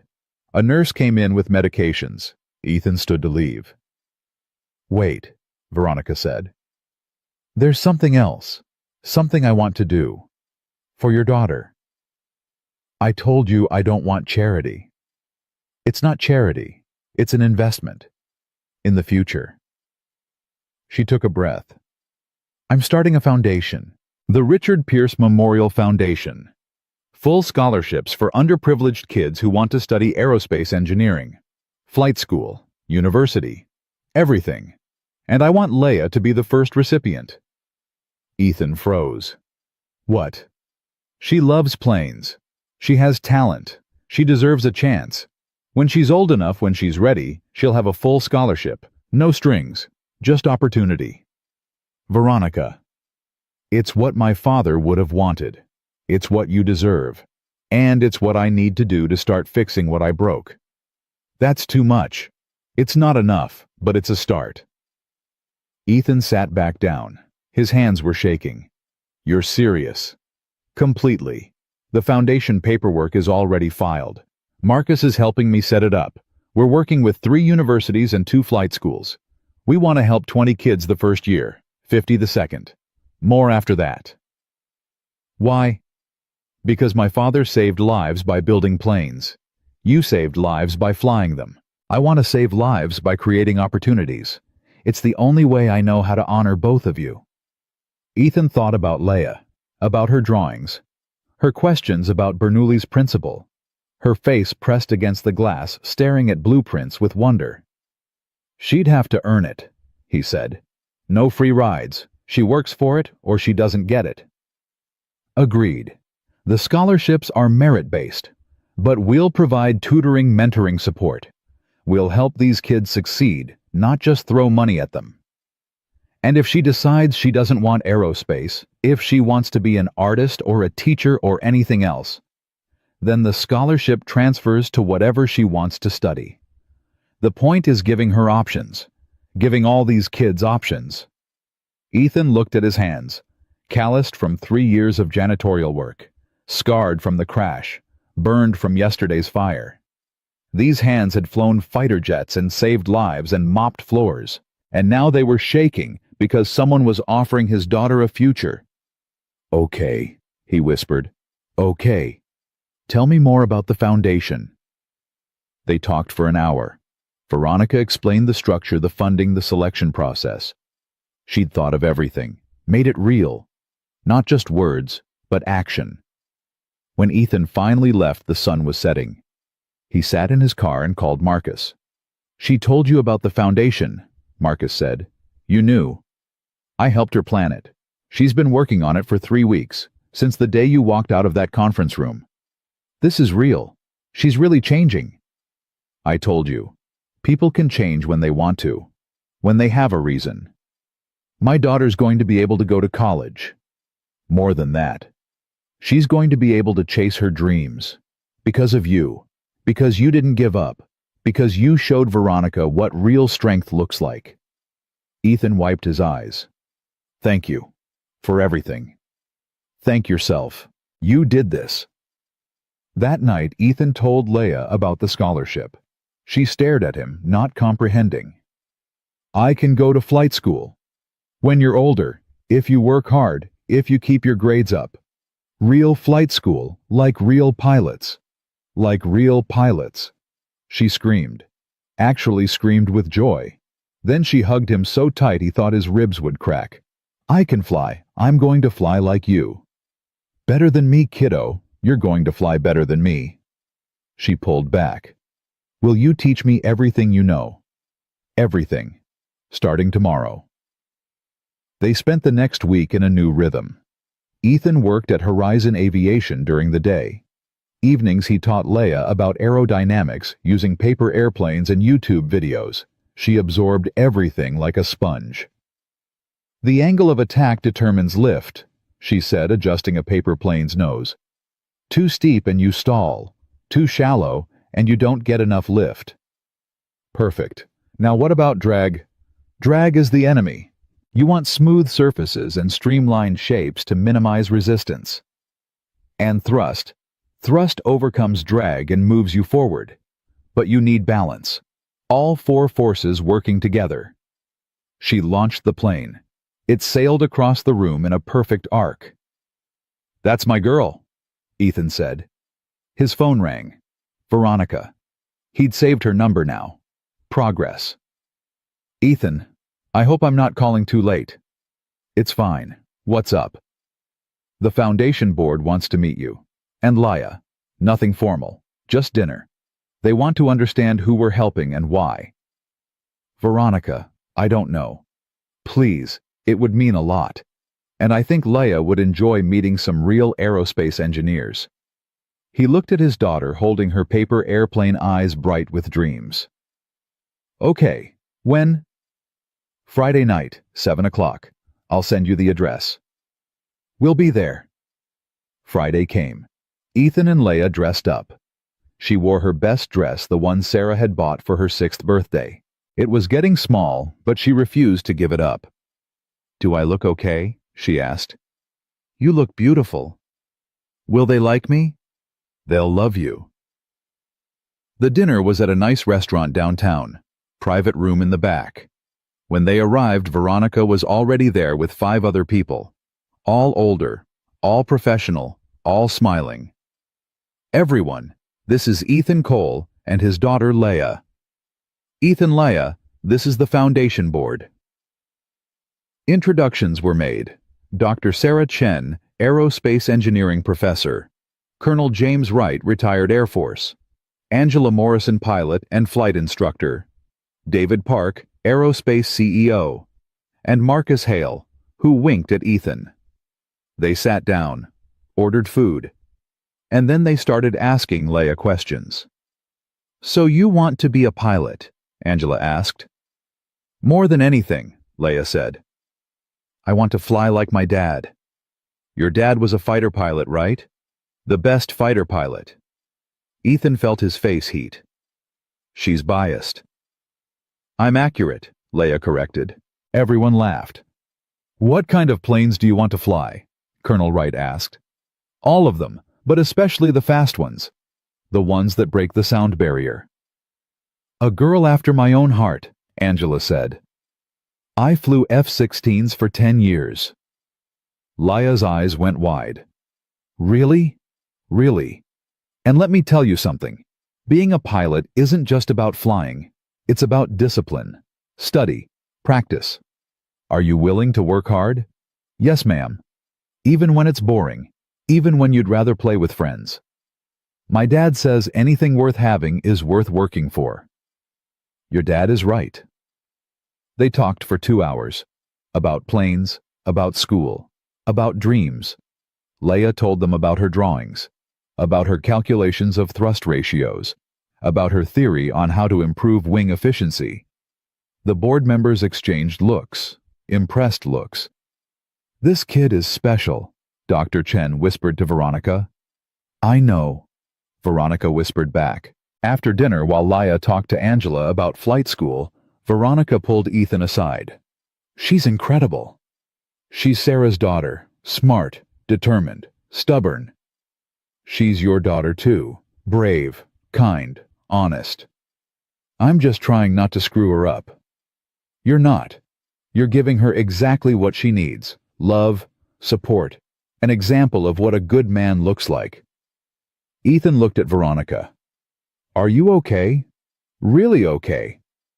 I'm getting there. Therapy helps. Facing what I did helps. Trying to be better helps. Good. I want to ask you something, and you can say no. What? Would you consider consulting for Vanguard part-time, just a few hours a week? Safety review, employee training. You'd work with Marcus. I have a job. I know, and you'd keep it. This would be extra. But Ethan, you know our systems. You know our people. You saved lives twice because you see what others miss. We need that perspective. I don't know. Think about it. No pressure. But the offer is there. They rejoined the group. Leia was showing Angela her drawings. The pilot was genuinely impressed. These are professional quality, Angela said. Have you ever thought about entering competitions? What kind of competitions? Young engineers, design challenges. There's one coming up next month, regional level. Winner gets a scholarship and a chance to visit NASA. Leia looked at Ethan. Can I? If you want to. I want to? Then yes. They left the restaurant with Leia clutching information about the competition.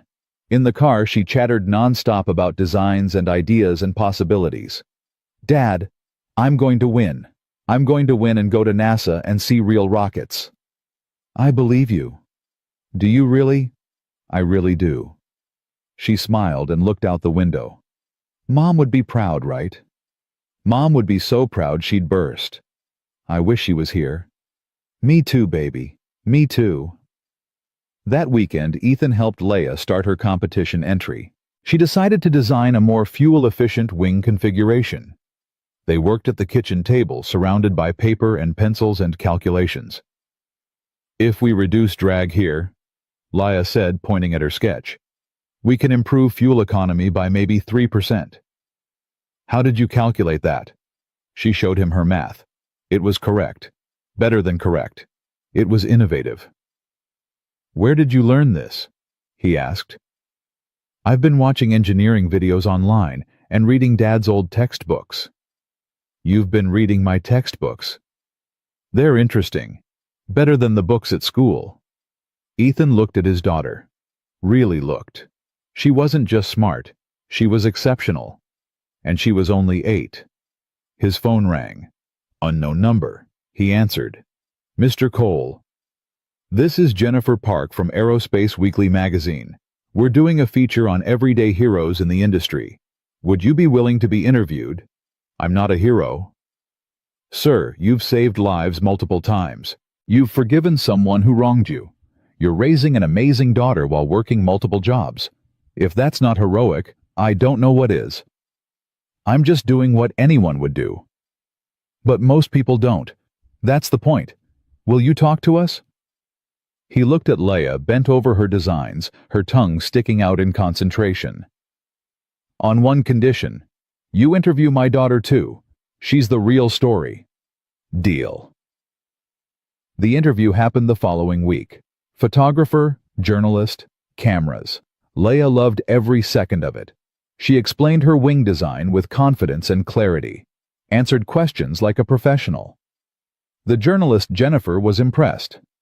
How old are you again? 8. 8. When I was 8, I was playing with dolls. You're redesigning aircraft. Dolls are boring. Planes are cool. The article came out 2 weeks later. Front page. Father and daughter. A legacy of courage and dreams. Photos of Ethan and Leia working together. Quotes about forgiveness and second chances. Details about the Richard Pierce Memorial Foundation.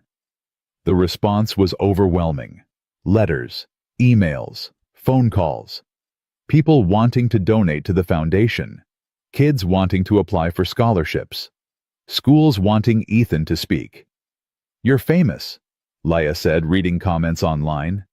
We're famous. This is about both of us. I like it. Being famous means people listen. What do you want to say? She thought about it. I want to say that it doesn't matter where you start. It matters where you're going, and that anyone can fly if someone gives them wings. Ethan pulled her close. You're going to change the world, kiddo. We're going to change it together. That night, Ethan received a text from Veronica.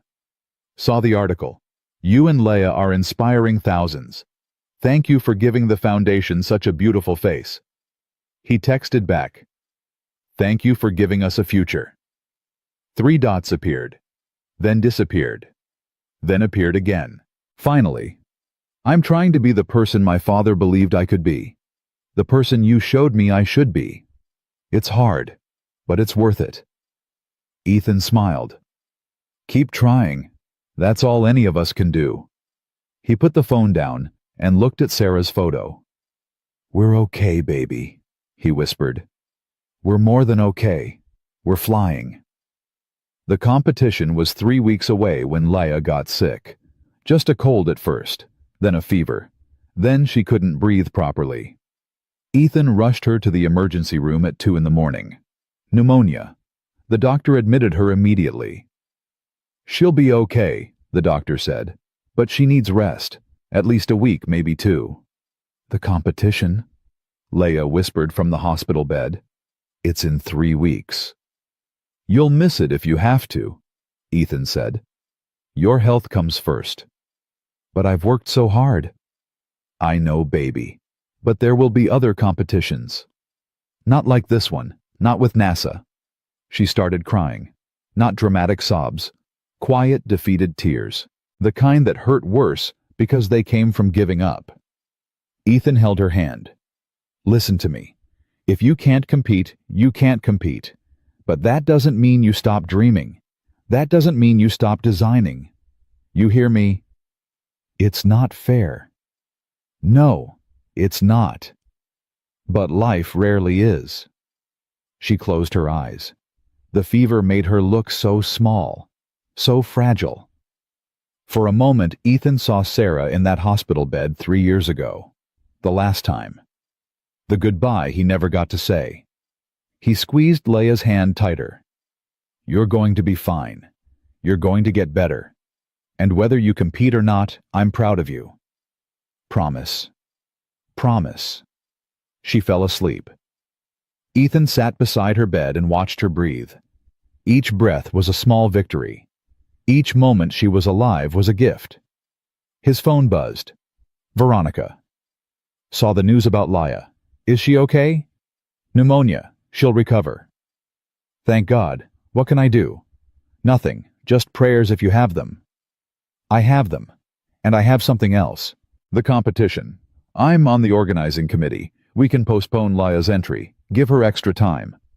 That's not fair to the other kids.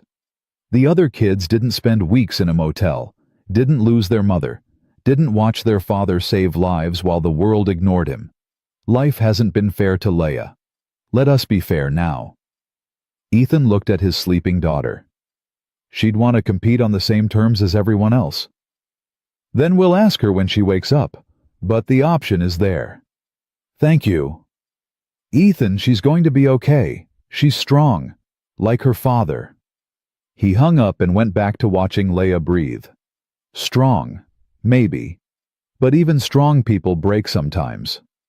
3 days later, Leia was released from the hospital with antibiotics and strict orders to rest.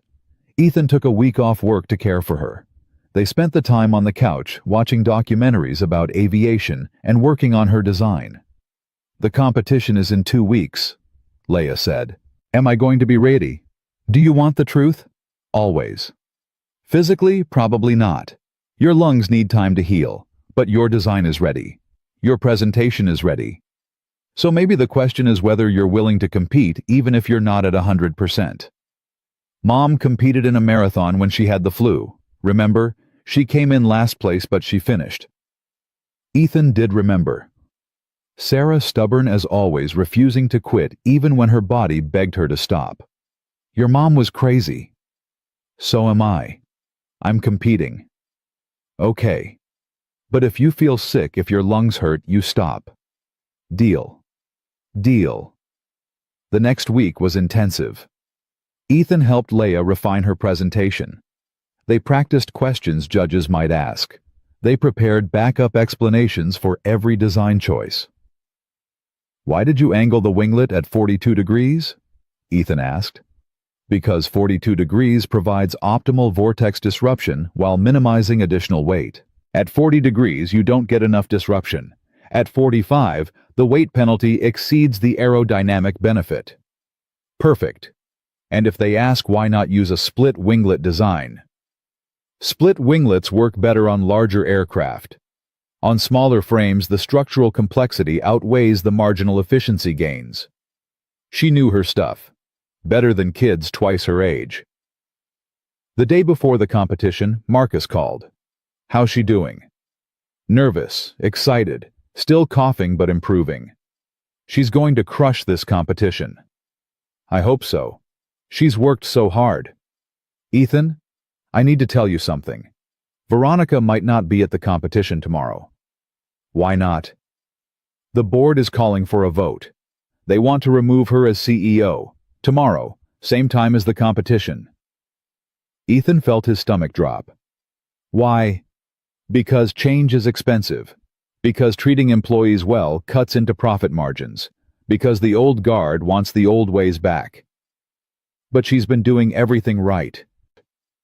Right doesn't always win, you know that. Ethan did know. He'd learned that lesson over and over.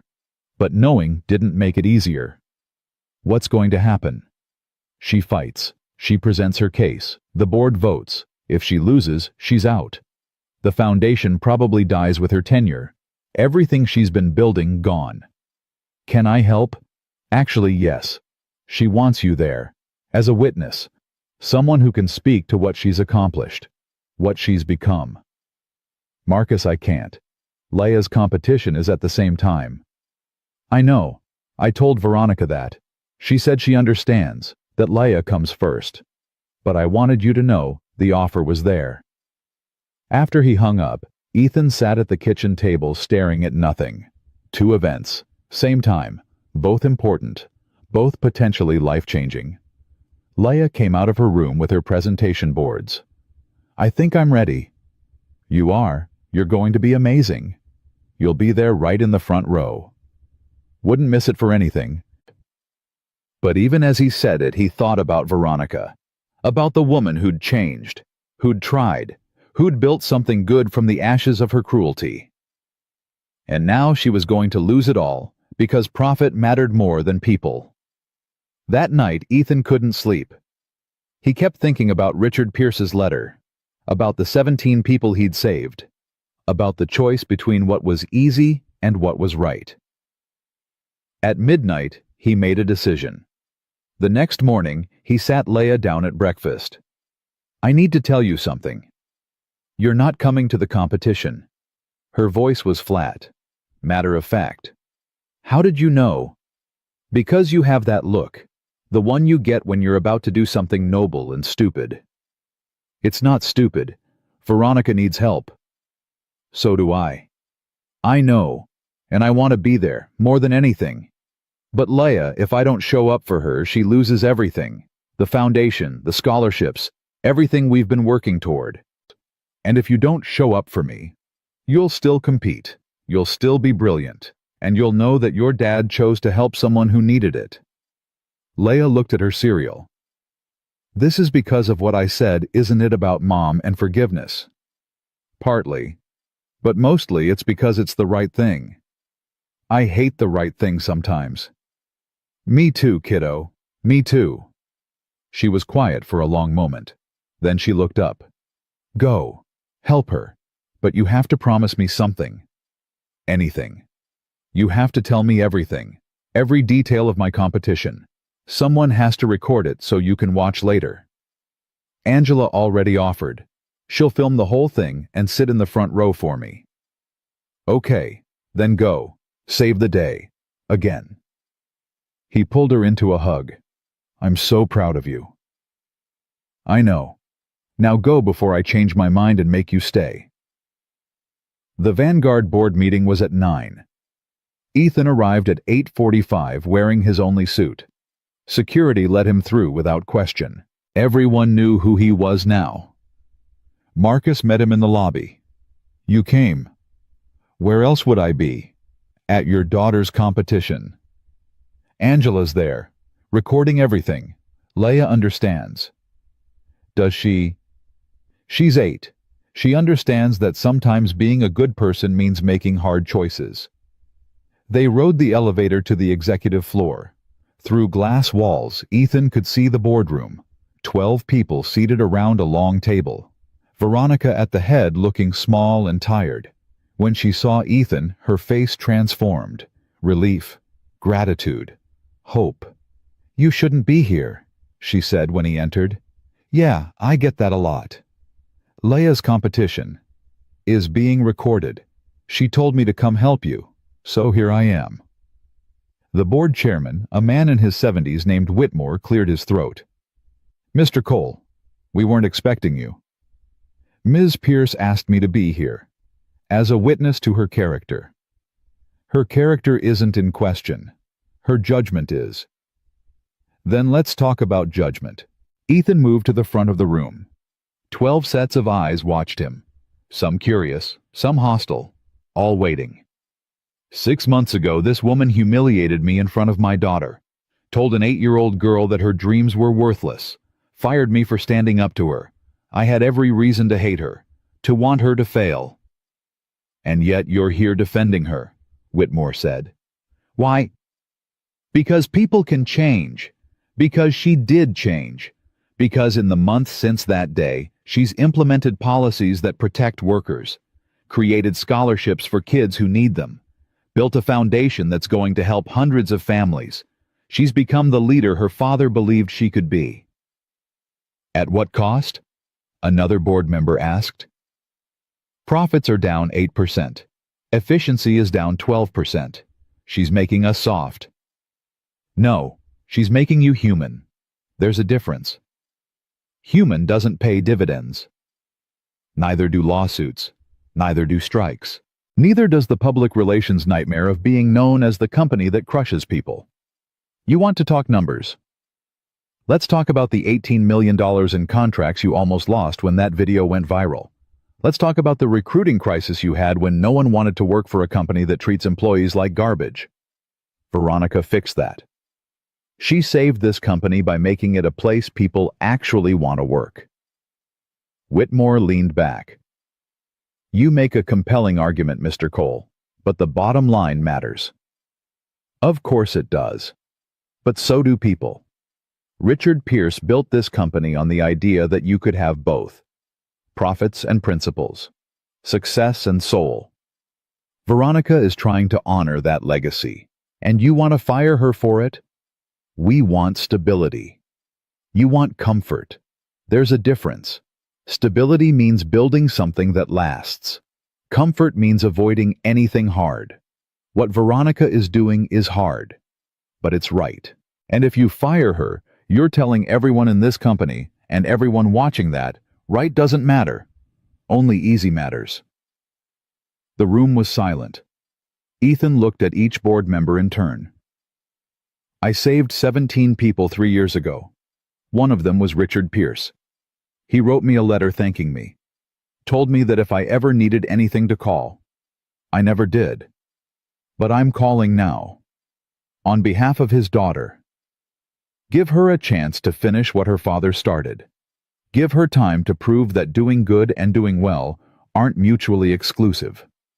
He stepped back. Veronica was crying silently. Marcus smiled.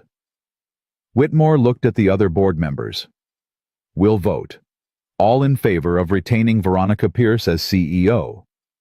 5 hands went up, then 6, then 7. 8 votes, 2/3 majority. Motion carries. Ms. Pierce, you remain CEO, but we'll be monitoring the numbers closely. Thank you, Veronica whispered. Thank you. The meeting ended. Board members filed out. Some shook Ethan's hand, others ignored him. But it didn't matter. They'd voted to keep her. When the room was empty except for Ethan Veronica and Marcus Veronica collapsed into a chair. I can't believe you came. Neither can I. Your daughter's competition. Ethan's phone rang. Angela. You're on speaker, Ethan said. What happened? She won. Ethan Laya won first place. The judges said her design was the most innovative they'd seen from someone her age. She's going to NASA next month. Ethan's knees went weak. She won.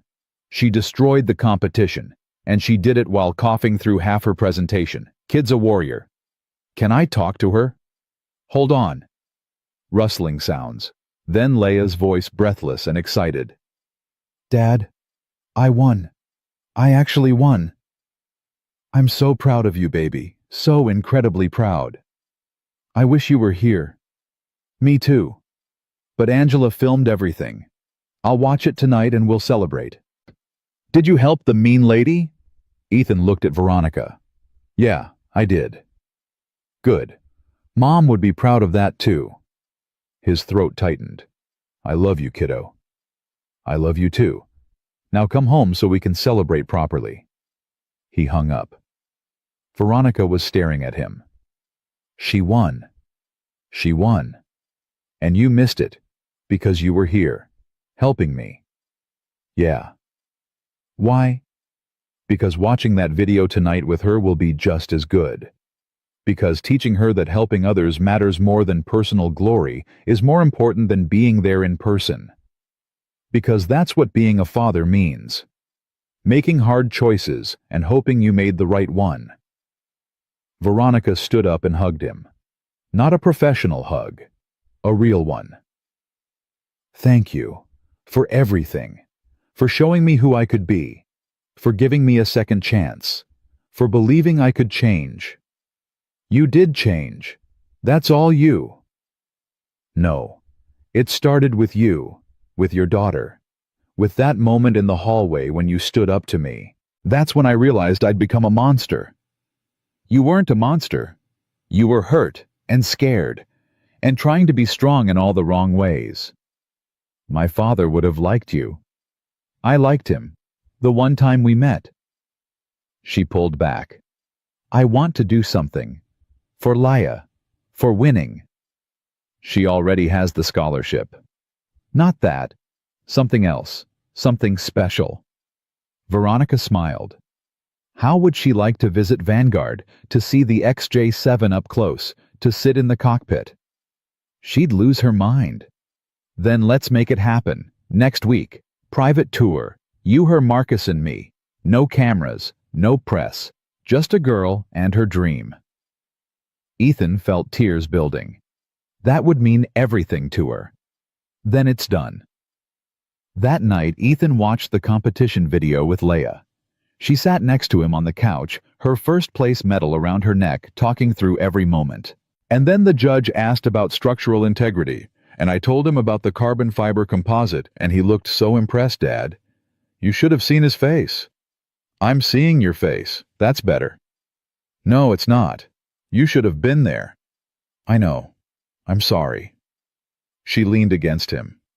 It's okay. I mean, it's not okay. But I understand. You were helping someone.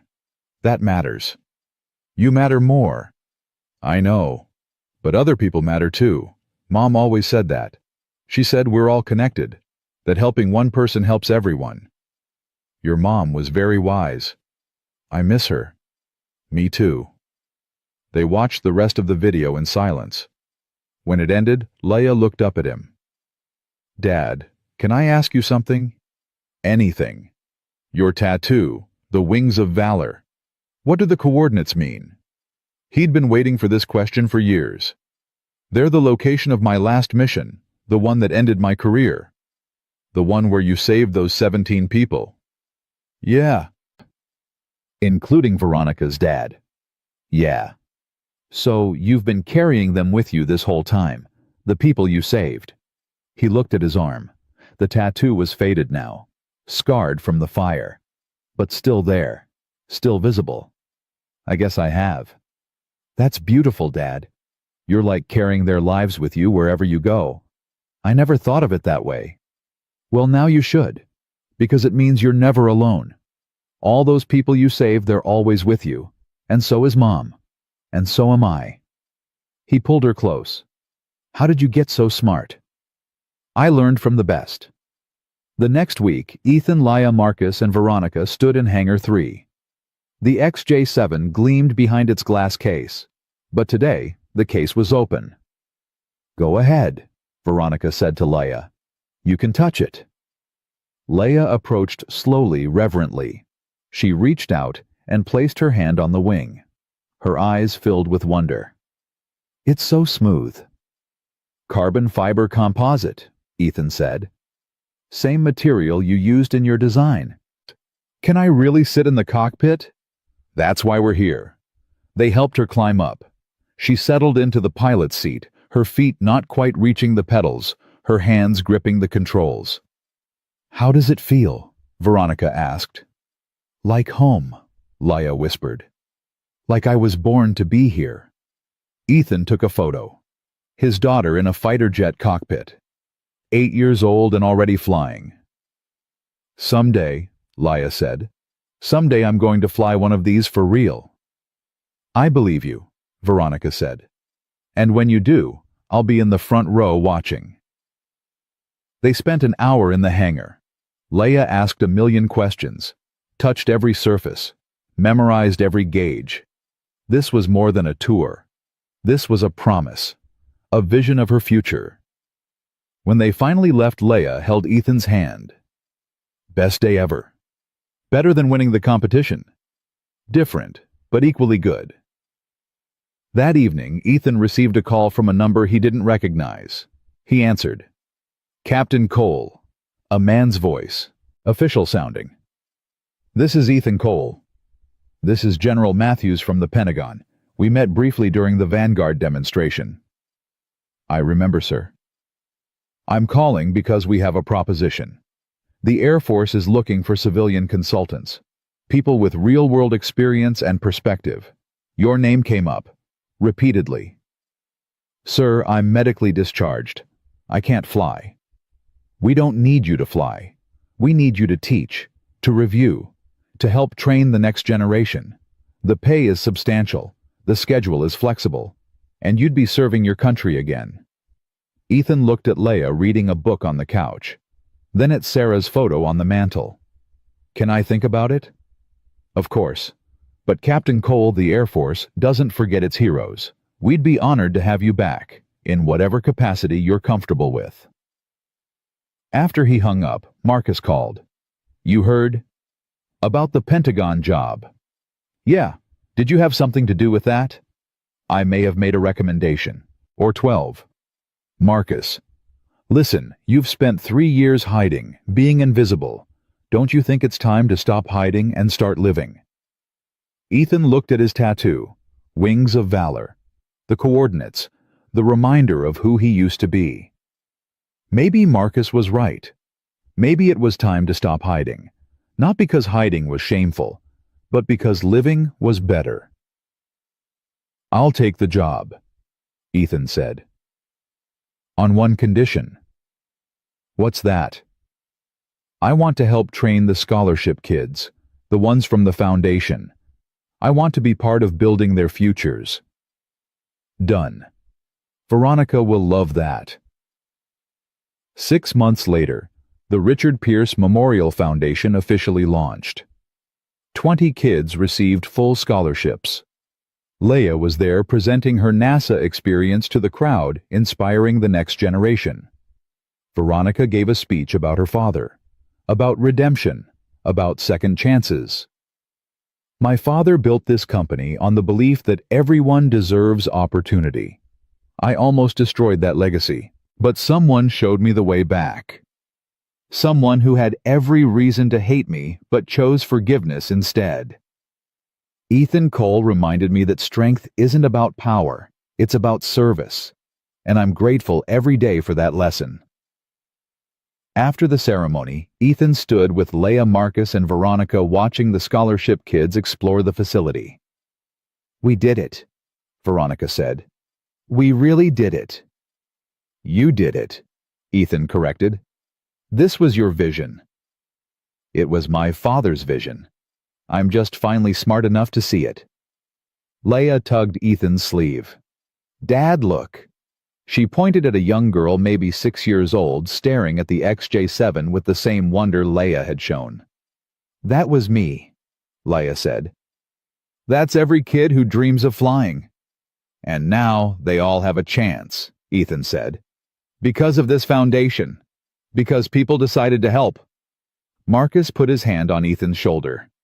"Your wife would be proud. Of all of this. Of who you've become." "I'm just trying to honor her, to teach Leia what she taught me.